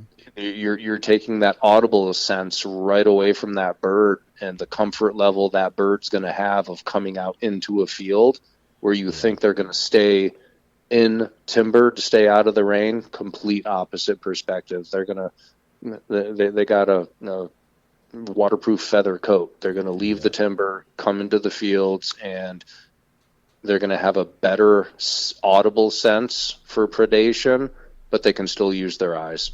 Yeah. Yeah. So, yeah, I have, I don't want to hunt in the rain on Saturday, but looks like we're going to get wet, so. You can always pop up a little ground blind, throw some tree branches and shit up on there like a day or so ahead of time. And, No brush needed. I literally, there's no fucks given with a ground blind. You don't have to acclimate it for turkey like you do for a whitetail. Yeah. If hypothetically you go out into a field and till the field, or if it's a crossing somewhere adjacent, it's hard to do it, but you still want to have a sense of cover. Yeah. Like you like instinctually is for us, we want to like tuck it in and hide it against something. I've popped ground blinds up right in the middle of a freaking field, like adjacent to. Yeah, if they don't see you moving in there, you're good to go. Yeah, like you're just nothing more than a stationary inanimate object. That's all. Yeah. To a deer, one of those other critters that are just a little smarter with stuff like that. It doesn't always. Oh, work. yeah. It doesn't work the same for sure, but turkeys don't seem to mind too much. They'll be weary of it, but unless something's moving, they don't really. Exactly. It's just based on vision, and in a ground blind, all the windows stay shut. Every window stays shut except for peeking through a side and the window you're shooting out of, so they can't see through it. Yeah. At any angle on any approach. It's decoys, like youth weekend. Ground blinds are clutch for the kid. They can fidget, they can move. It's less to go wrong, and decoys out in the field. So that's the focus of attention to take off of you, a fidgety kid. And I don't want to jinx it, but I'm batting 1,000 taking kids out on youth weekend. So yeah, good. Fingers crossed. Good deal. Yeah, keep that vibe and all that shit. How old they got to man. be to take them out youth hunting? They got to have a license, right? Yep. So New York State, as of right now, 11 years old to take the hunter ed course, and 12 years old you can obtain your first youth license, and from 12 to 15 you need to be accompanied by some form of hunting mentorship, whether it's a licensed adult. Yeah, licensed adult, family member. The legality with it is, if I'm taking a youth and it's just me and the youth, there's a form you can print off from DEC, which is basically a permission slip, or you can just have a handwritten. To my knowledge, either or is appropriate. I do know DEC has a form, but the redundancy of it, you can write the same information down on a piece of paper, just stating parental guardian permission, kid's name, your name, date, what fill in the blank, and you're good to go with the kid. I don't know any kids. I'm gonna wait. I'm gonna be the kid. I'll tell you what, My, you can identify as cats and dogs. I was just I gonna say. identify as a 12-year-old if you want to take me out. Exactly. That's fucking weird. That's so weird. Oh man, you're fucking weird, Pierre. Anyway, so we are close, very close to another addiction. 1 week. 1 week. Oh yeah. I'm excited for Josh because to do something new. It's Josh, super have you fun. been turkey hunting? No, I've never been turkey hunting. Oh, dude. Yeah, He's go. gonna get it. Let's He's go. gonna get it, man. I'm getting hooked. Like I was on vacation last week, watched all kinds of videos. I've been, What for calling and Here's- stuff, learning the Yeah. calls. Are you Because in- I don't really. Are you know. into archery at all or No. not? I used to be. I'm not so much So, anymore. so that was one of the things. I grew up shooting everything with guns, and then like once you shoot, like you get to a point where you're like, yeah, I've done this 1,000 times, and it's fun and all that shit. But it's like you're always looking for a new challenge. Obviously, you wouldn't go out turkey hunting if you weren't just like, oh, that sounds fun. I want to do that. I want to challenge myself. See if I can get my first turkey. Like, if you got any interest in archery, all of a sudden now everything's shifted, and you're like, all I do is point and squeeze that trigger, and I have to move. Like, let's go to archery now. Now you got to be twice as close. Now you got to draw that bow back while that thing's in there breathing on you. Oh, sure, You know what yeah. I mean? It's like those challenges are going to keep coming. Man. Do you Oh, shoot? yeah. Do you Keep bow coming. hunt turkey, Brian? You You should. I mean, you're like a. I'll You kill the love ton bow of them with hunting. a bow, man. That's my the jam. the anatomy of a turkey was built to be shot in the face with a shotgun. Yeah, but Attaboy. So, as someone who grew up doing archery, I've just about perfected So what do you mean? You shooting sh- you sh- heads off turkeys with Right, you regular shoot- you broadheads. cut 'em I- off, yeah. right? You I use gotta- like fixed blades, So- like the big 1.5-inch cut fixed blades. I just shoot them right at the base of the Yeah. neck where it starts to turn to a little bit more solid feathers. Yep. Fold them. I mean, I've Right- shot them right- through the right. body and recovered a ton right. of them, but there's a few times you shoot them straight through the center, blood trail, turkey just disappears, dude. I'm like, I'm not shooting them in the body Disappears. anymore. So and the thing is like it's either hit or miss. It's a kill or a not kill. That arrow even slices that thing's head or neck. It's dead. You know, So- if you so- miss, you miss. There's no The wounded birds. the big thing with the body shot, when you have a broadside tom turkey that's strutting, if you look at the wing, there's a copper patch, copper color. That's what you actually want to aim for, which is significantly lower than you'd think. Yeah. So there's a term: if you hit them high, watch them fly. Yeah. And It's not- like not- no you're- man's you're- land with the deer. If you hit above the Exactly. lungs, There- there's a there- whole like 3 or 4 inch space there between the spine and the top of the lungs that they just take off.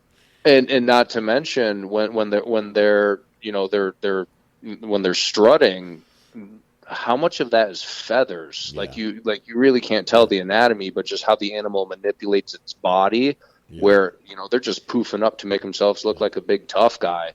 It's so much feather, but to actually give yourself a focal point to aim at, there's a copper patch on that wing when they're in full strut. Yeah. So if you aim for that, and this sounds a little unethical, but if the majority of turkeys that get hit and wounded, you're more than likely not going to recover because they're going to crawl into God's thickest bullshit. Yeah, And deer will do the same thing. They just look they're- for those heavy, Yup. thick spots. You're not going to find them. They're not, but the turkey will not move. Yeah. Like you literally would have to step on it to provoke it to move, and that's where they're going to lay and die, and you're never going to find them. I mean, the other thing So- with turkeys is you got to, maybe tennis ball size area to hit to actually kill that thing. Where But a deer, you got the- a 12-inch. Right. But the lungs, big heart, thing, liver. the big thing with what I'm going with is aiming for that copper patch. You're increasing the chances of hitting back mid of vital, but you're actually taking out the tops of their legs. Well, they have So those like guillotine broadheads and stuff. Where like Oh, a lot of guys straight are up- trying to straight up shoot for towards headshot. the necks and heads. Anyway, they're like Yeah. a 5-inch cut. Fucking Yeah. broadhead anymore. Head and neck shot with the guillotine broadhead. That's what they're made for. But Yeah. just taking a typically what works best because of this is not a fixed blade, but a mechanical blade, but most importantly, a front deploying mechanical blade, because when that front deploying hits, it slows down a lot of that kinetic energy, because what you're actually aiming at You're is getting impact rather than pass through. So Right. Deer you want pass through to open a big wound channel, or Right. turkey you want that blunt force trauma. it's basically blunt force trauma, but when you hit the tops of those legs, if you watch any bird that can fly, if you take their legs out, they can't fly because they can't run and they can't jump. and Right. they Can't can't jump to push get that. off. Yep. Their wings can still go, but they don't have the momentum to actually launch. So aiming at that copper patch, potentially hitting those vitals, depending on how the bird's oriented. But if you're taking out the tops of those legs, and there is plenty of artery that you're hitting right there, not necessarily vital, but they can't push off. If they can't push off, they can't run, they can't walk, they can't get lift, they can't run. 100% you're going to recover that bird. Yeah.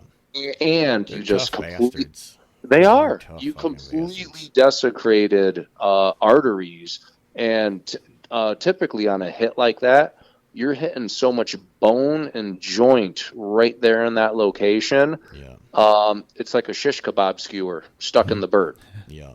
and you're not going to get a pass through. Like, it will pass through, but your fletchings aren't passing through. Like, the arrow's still in the bird, but it did pass through, but not 100%. Speaking of So- that, has anybody ever shot a squirrel with a bow and watched it run up a tree with an arrow in it? Yes, sir. Well, I don't usually run up the tree with a arrow. No. I use the judo points. It's like a big flat, like knob with the on wires there, on 'em. wire spuds. Yeah. I've shot tons of them with those. I hit one with a field point years ago when I was deer That's hunting. your first mistake right there. Right.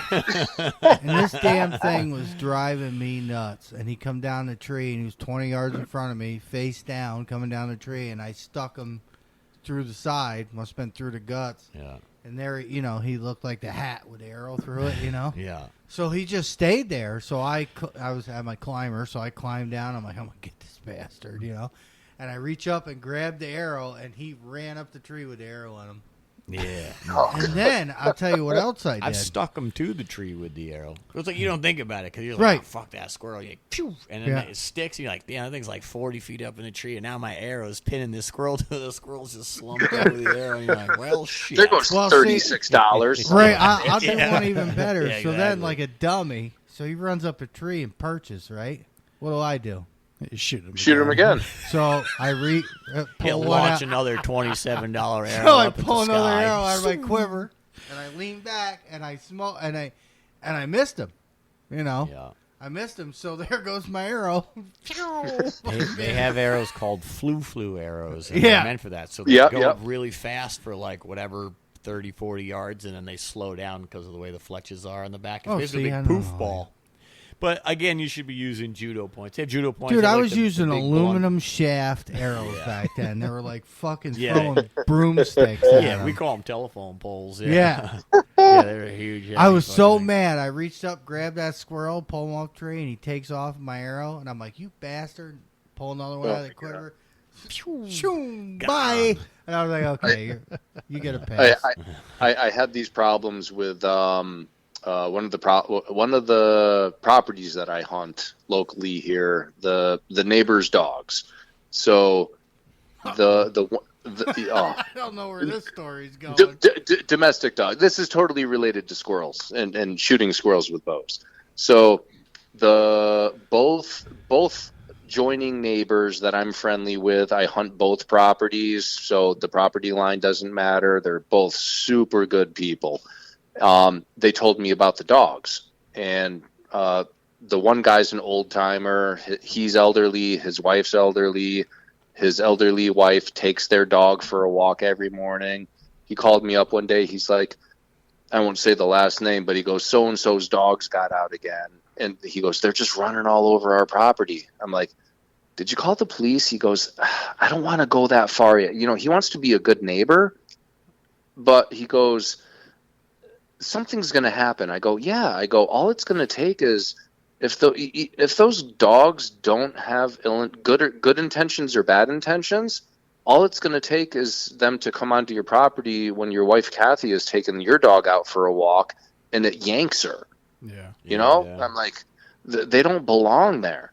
So now they've been frequenting up on the other neighbor's property, and the other neighbor said the same thing. So both of the neighbors went to the neighbor with the dogs to have a friendly conversation, like, "Hey, your dogs have been up. Could you really try to contain them and keep them on your property?" That didn't go anywhere. So deer season's here, and now I have. I think I had three trail cameras on that property. I think I have 1, 2, 3 stands on that property, and I'm getting pictures of there's deer, then there's a running deer, and then 15 seconds later there goes a running dog. So you put 2 and 2 together, the dog are running deer, and I'm like, son of a bitch. Right. So I go into like this super deep stand that I have in the timber on this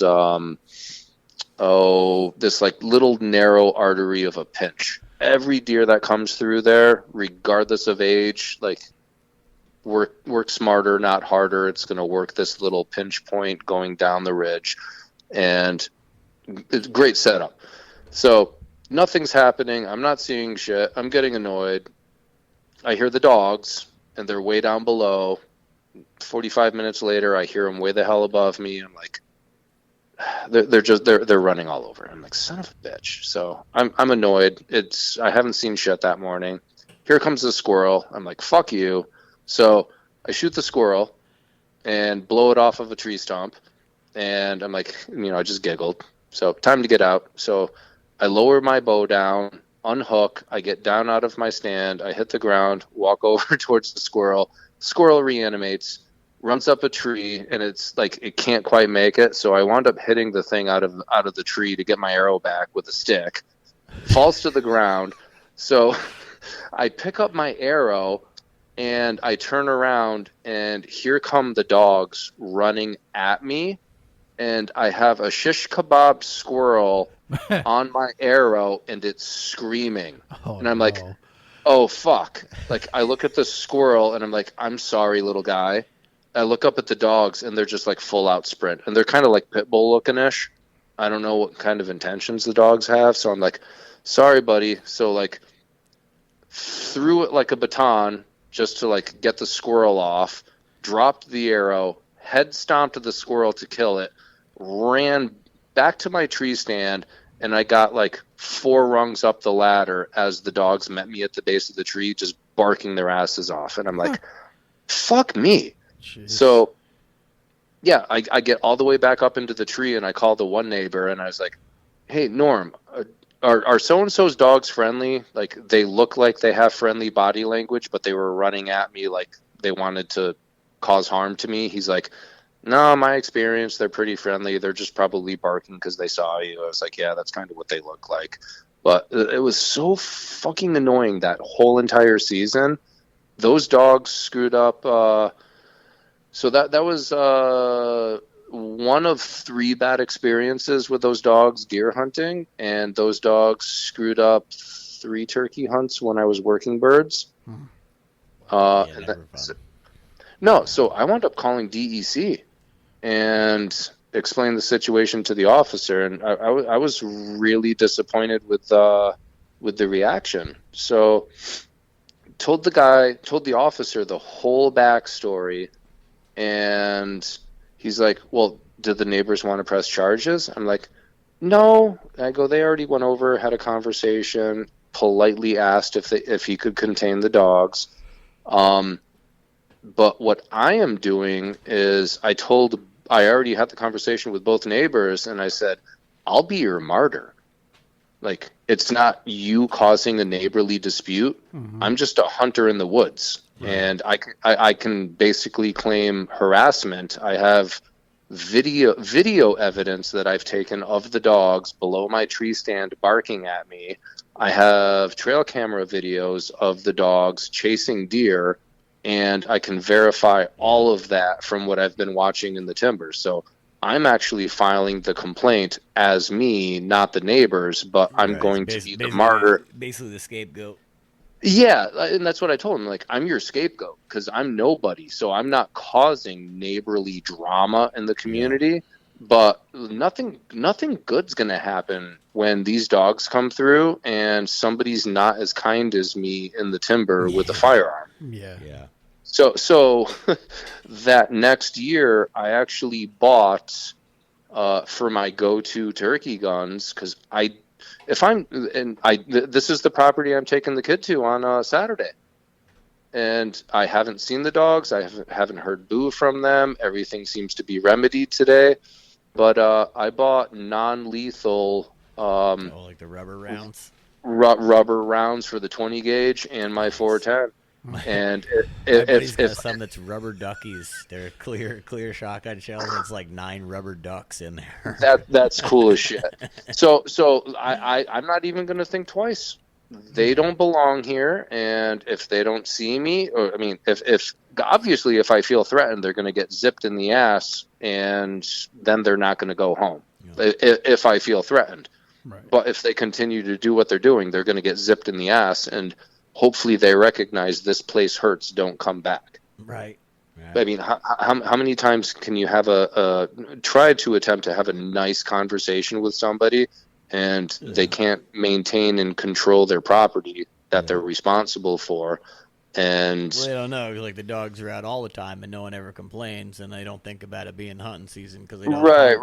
Like, well, the dogs are out all the time, and it's never an issue. Yeah. I'm like, So- all right, well, it is so- today. So I had that conversation with the DEC in the latter part of April because of the previous deer fiascos and the trail camera pictures, and I wanted to nip it in the butt before the month of May, and they never went over. They excuse me.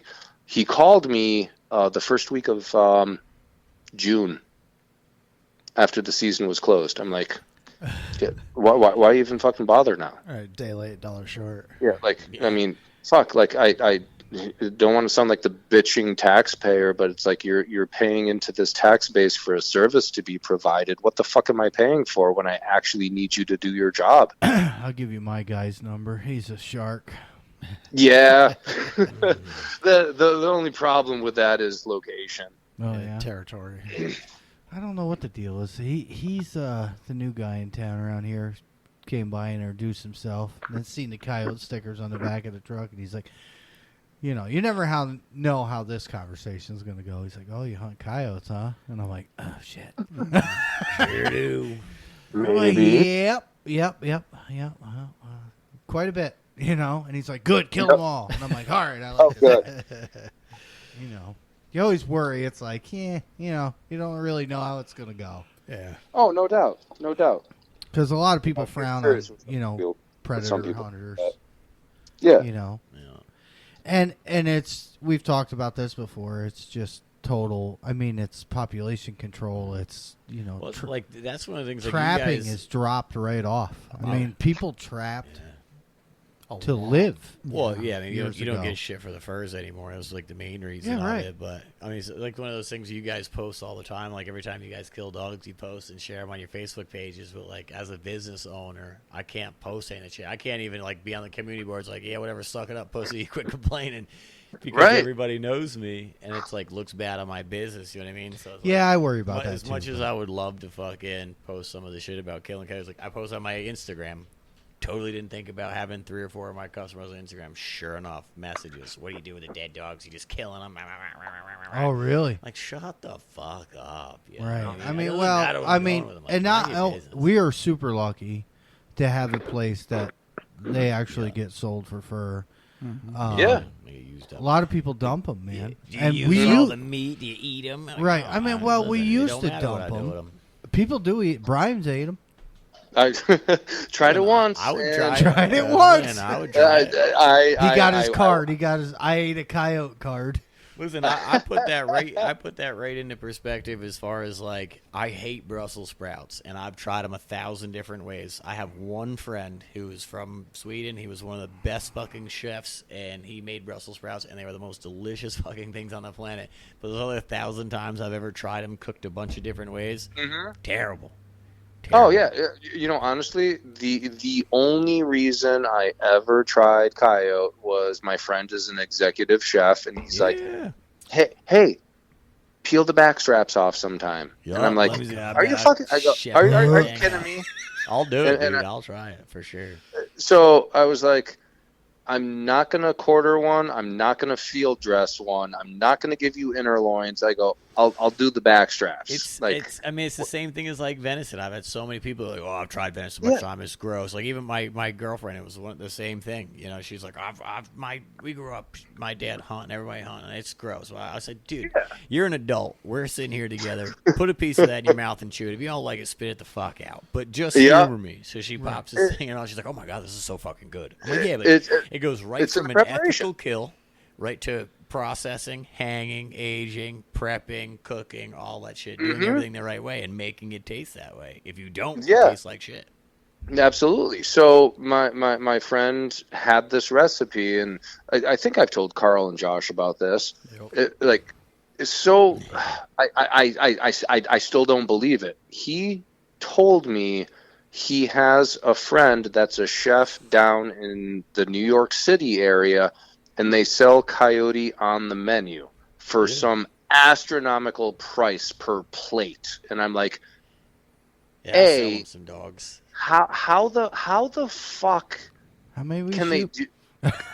Yeah, no, seriously. But I go, how can they sell that? I go, you have pig farms, cow farms, chicken farms, lamb farms. There's no fucking coyote farms. I mean, like, no. But it's the same thing like venison and elk and stuff like that. They have venison and elk farms and things like that. Absolutely. You know, so I'm like, how are you putting a wild cut of meat like that on a plate to serve to the general public that doesn't go through the FDA? It usually has to be. So how do they get it? Because it's not federally inspected. That's the only reason I call they probably bullshit. have one source that has those Who coyotes. knows? You know what I It's mean? all speculation on my part, but that's what he said. So I still call bullshit. But he said he has the recipe, and he goes, "We gotta try it." And I'm like, okay. So the long of the short, shot one, skinned it. The back straps are staring me in the face, and I'm like, so I peeled the back straps off. I have never once put my nose to a coyote and thought, that smells palatable. Right. I would eat that. They're dank. Coyotes are dank. So I peeled them off. I put them in a food saver bag. I vacuum sealed them, threw them in the freezer. Told the wife Brought not to pick those when she's making dinner. Exactly.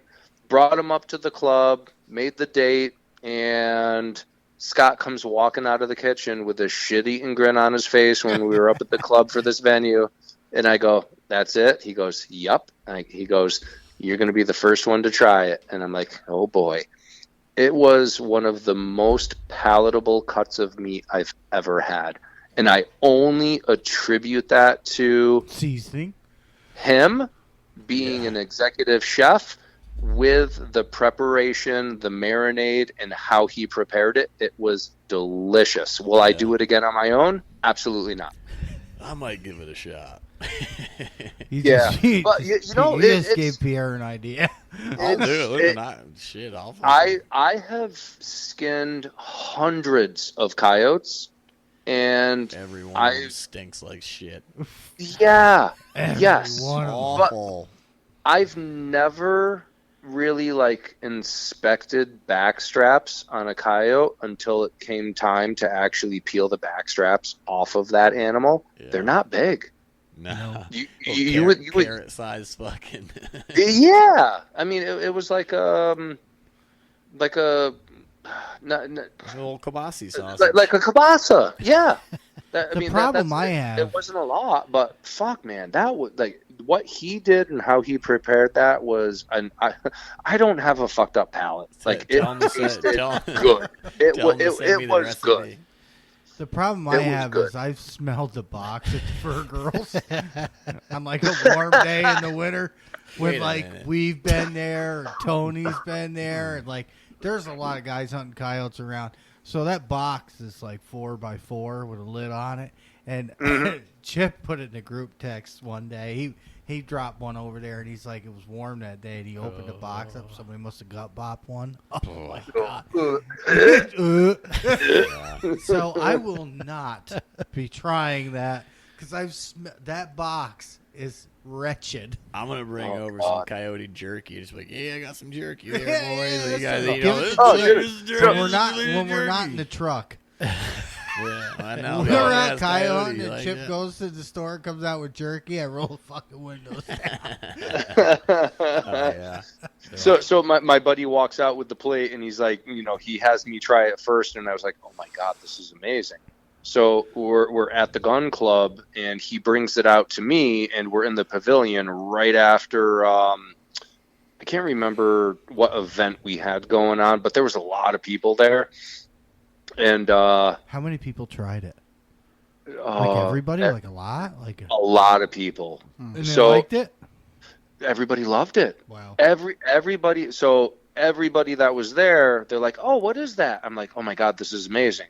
So we didn't pull the wool over anybody's eyes. I'm like, take a guess. And they look at me and they're like, no. Yeah. Like, Like they know who he is, right? yeah.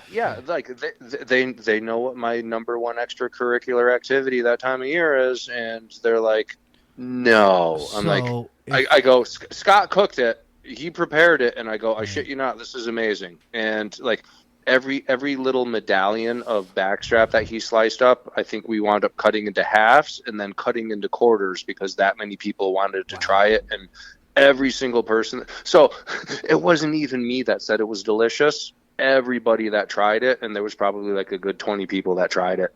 It was awesome.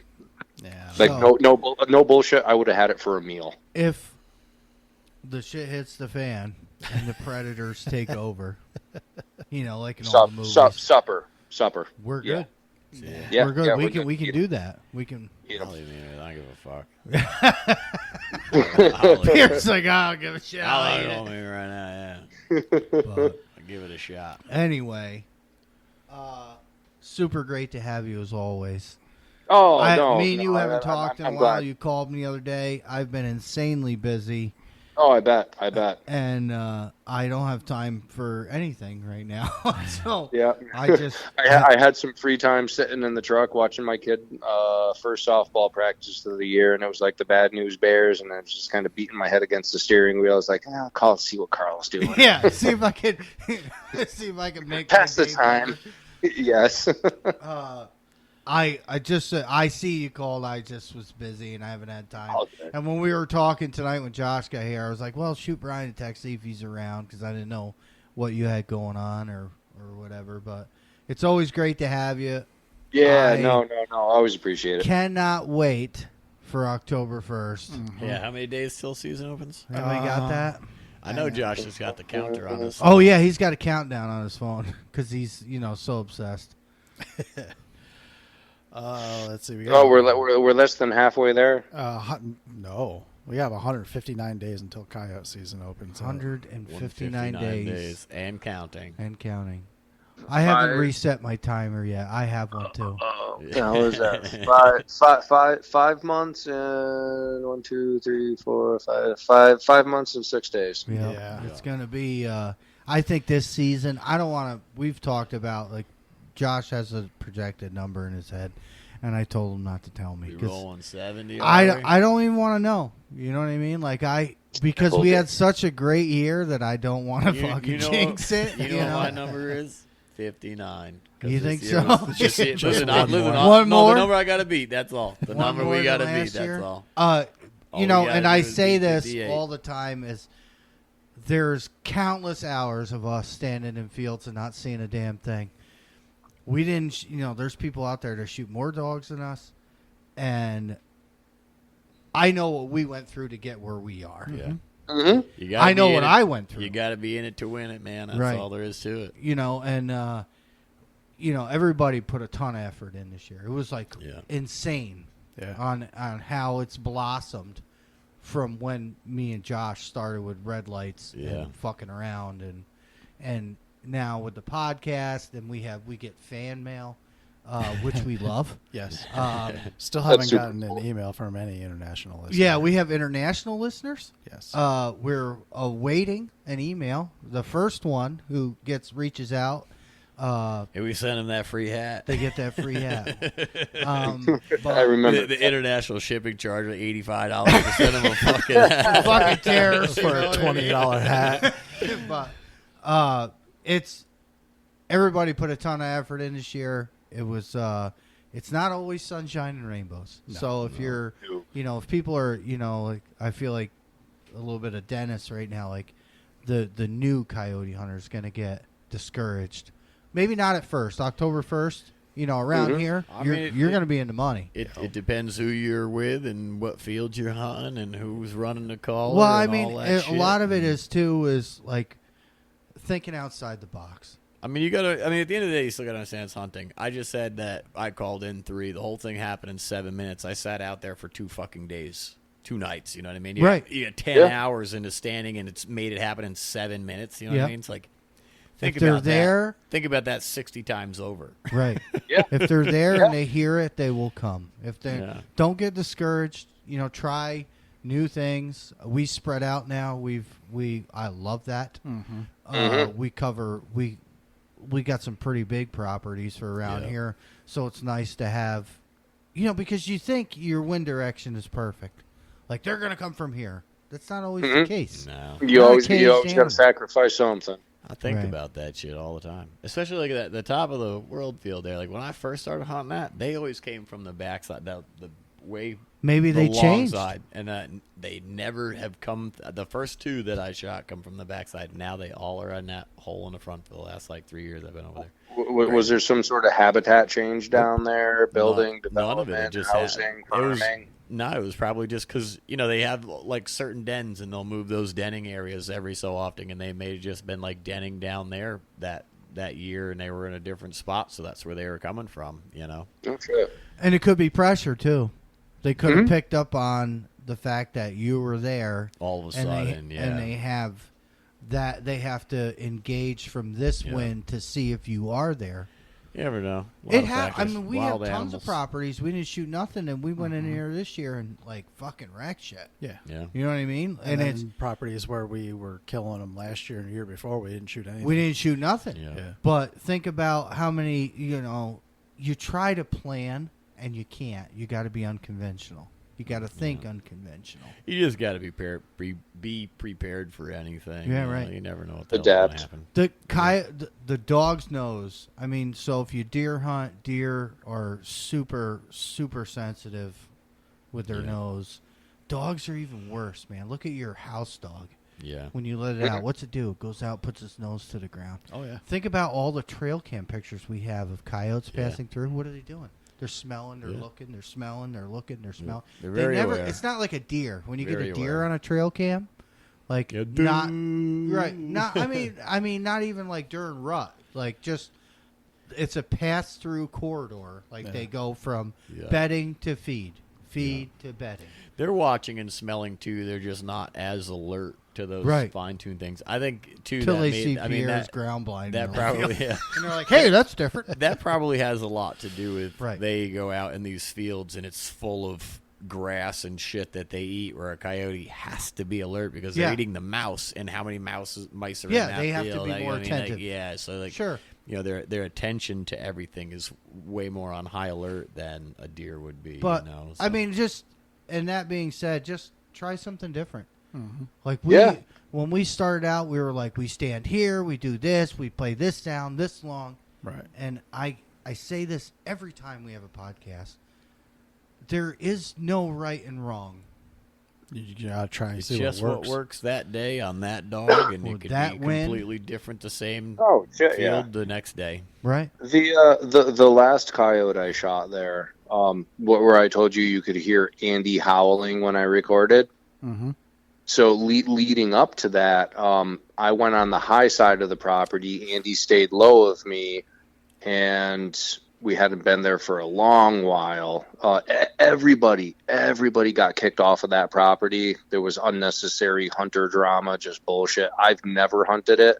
The landowner, through conversation with two people, my name got brought up. She actually called me and gave me written permission that I'm the only one that can predator hunt on the property, and that's the only hunting allowed on the property. Nice. So, yeah, beautiful spot. So I'm high, Andy's low, and hadn't been there in a hot minute, so I just started squealing. And I'm looking way past Andy scanning, so I call it, because we still don't have the comms. I call Andy on the phone. I go, hey, something's ripping across the field like 500 yards out. They're like, I think it's a fox. He's like, oh, yeah, I see it. So I keep calling. It bypasses the swamp. It hits the paved road, runs up the paved road. So Andy's like, as I'm facing, call Andy my 12 o'clock. So the fox comes from my 12 o'clock, goes around Andy, around the swamp, runs up the road, runs past my truck, verified it's a gray fox, comes into the field, gets between Andy and I, and I'm still calling, and like we're just laughing, like totally out of season, but it's fun to call shit in. Mm-hmm. So Yeah, especially watching the fox, I come off of the gun, and the moon is that bright that night. I come off of the gun, and I can see the fox to the naked eye at like 25 yards. Like just sitting there trying to figure out what the hell I am. And like, I'm, sticking out like a sore thumb. The moon's that bright and it's just hanging out. And like, I can't hear Andy, but I can hear Andy giggling. I'm kind of laughing. Like it's just funny interaction with this critter. So it as it's coming in from the road through the field, it stops and it looks towards the road but past me, and I'm like, huh. So it keeps coming to the call and it stops again and it looks towards the road. It comes again, it looks towards the road, it comes again. That's when I come off of the gun and I'm looking at the fox. So I'm recording the thing the whole way in, and then finally it gets sketched out, recognizes something's wrong, turns around and run, and then it pops into my head, the fox was looking at something. What's he looking at? Like a deer. So I pick up the tripod, I do a 180 and look towards my 6 o'clock, and there's a fucking coyote standing right there. Sure. At like 90 yards, and I'm in the middle of the field and like super full. It was the night we had the lunar eclipse. Do you remember how bright that was? Yep. Yeah, that Were night. we? That, I think we were that out. bright. We're out, yeah.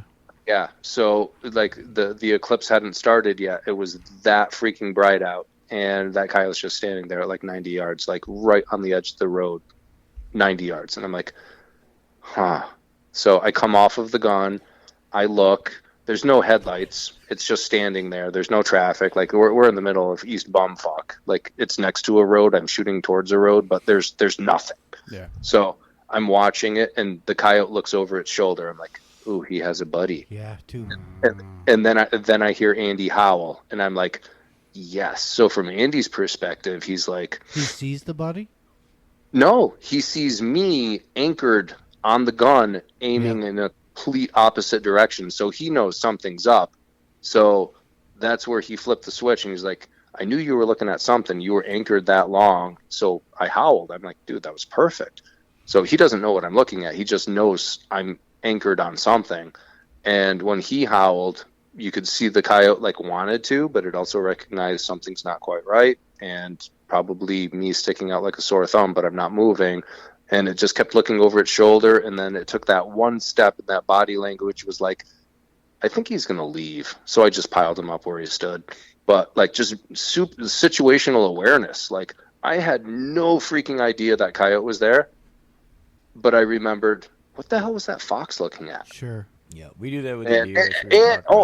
And the other big thing, the wind was going from me to Andy. So that means the coyote's wind was going from the coyote to me to Andy. And on a quarter, that also means before that fox got like straight downwind of me, that fox had a nose full of that coyote on the whole entire approach. Oh yeah, he That's knew why- it was coming. Oh, Yeah. yeah. Exactly. That's why I kept looking. So did it get sketched out from me, or Yeah, did 'cause it just they get don't get super along. noseful? Coyotes No. and foxes do not get along at Nope. all. So yeah, it was just that just be aware of your surroundings and situational awareness. Yeah, And if I you're was like, scanning a field, turn around every once in a oh while. yeah, All the yeah. Like when- Like a dumbass. I'm fixated fucking around with this fox that we have zero intentions of shooting, but it was fun to call it Oh in. my to God, 25 Josh is yards laughing of right now call. because this has happened to us like so many fucking times. Possums. Oh yeah. Possums.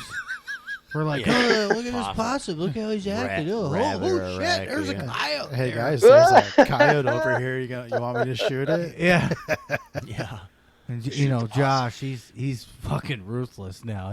If there's a dog in the field and nobody pulls, it's over. It's over. The oryx is gonna talk.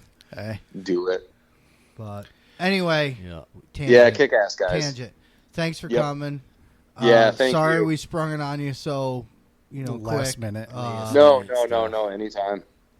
Look at we'll talk, but hopefully you're gonna get down here and do some turkey hunting with us. I'm hoping so. Absolutely. Heck yeah. Yeah, buddy. Yeah, because I gotta see the turkey messiah now. But Yeah. If you anyway, wanna, do your bit. Brian, hang out for a second. We'll chat Yep, afterwards. you got it. All right, take care, guys. You too. Yeah, bud. Facebook, One Predator, Instagram, TikTok, YouTube, all your favorite. Spotify's and all that. If you're listening, Yeah, you're all, already here. all your favorite podcast apps. That's where you'll find us. One Predator, onepredatorhunts@gmail.com. Thanks for listening. We've had fun. Yeah, It's good. It's Good a good one. one. yeah. Send us emails, questions, whatever. We're getting a lot of people reaching out now. I love them.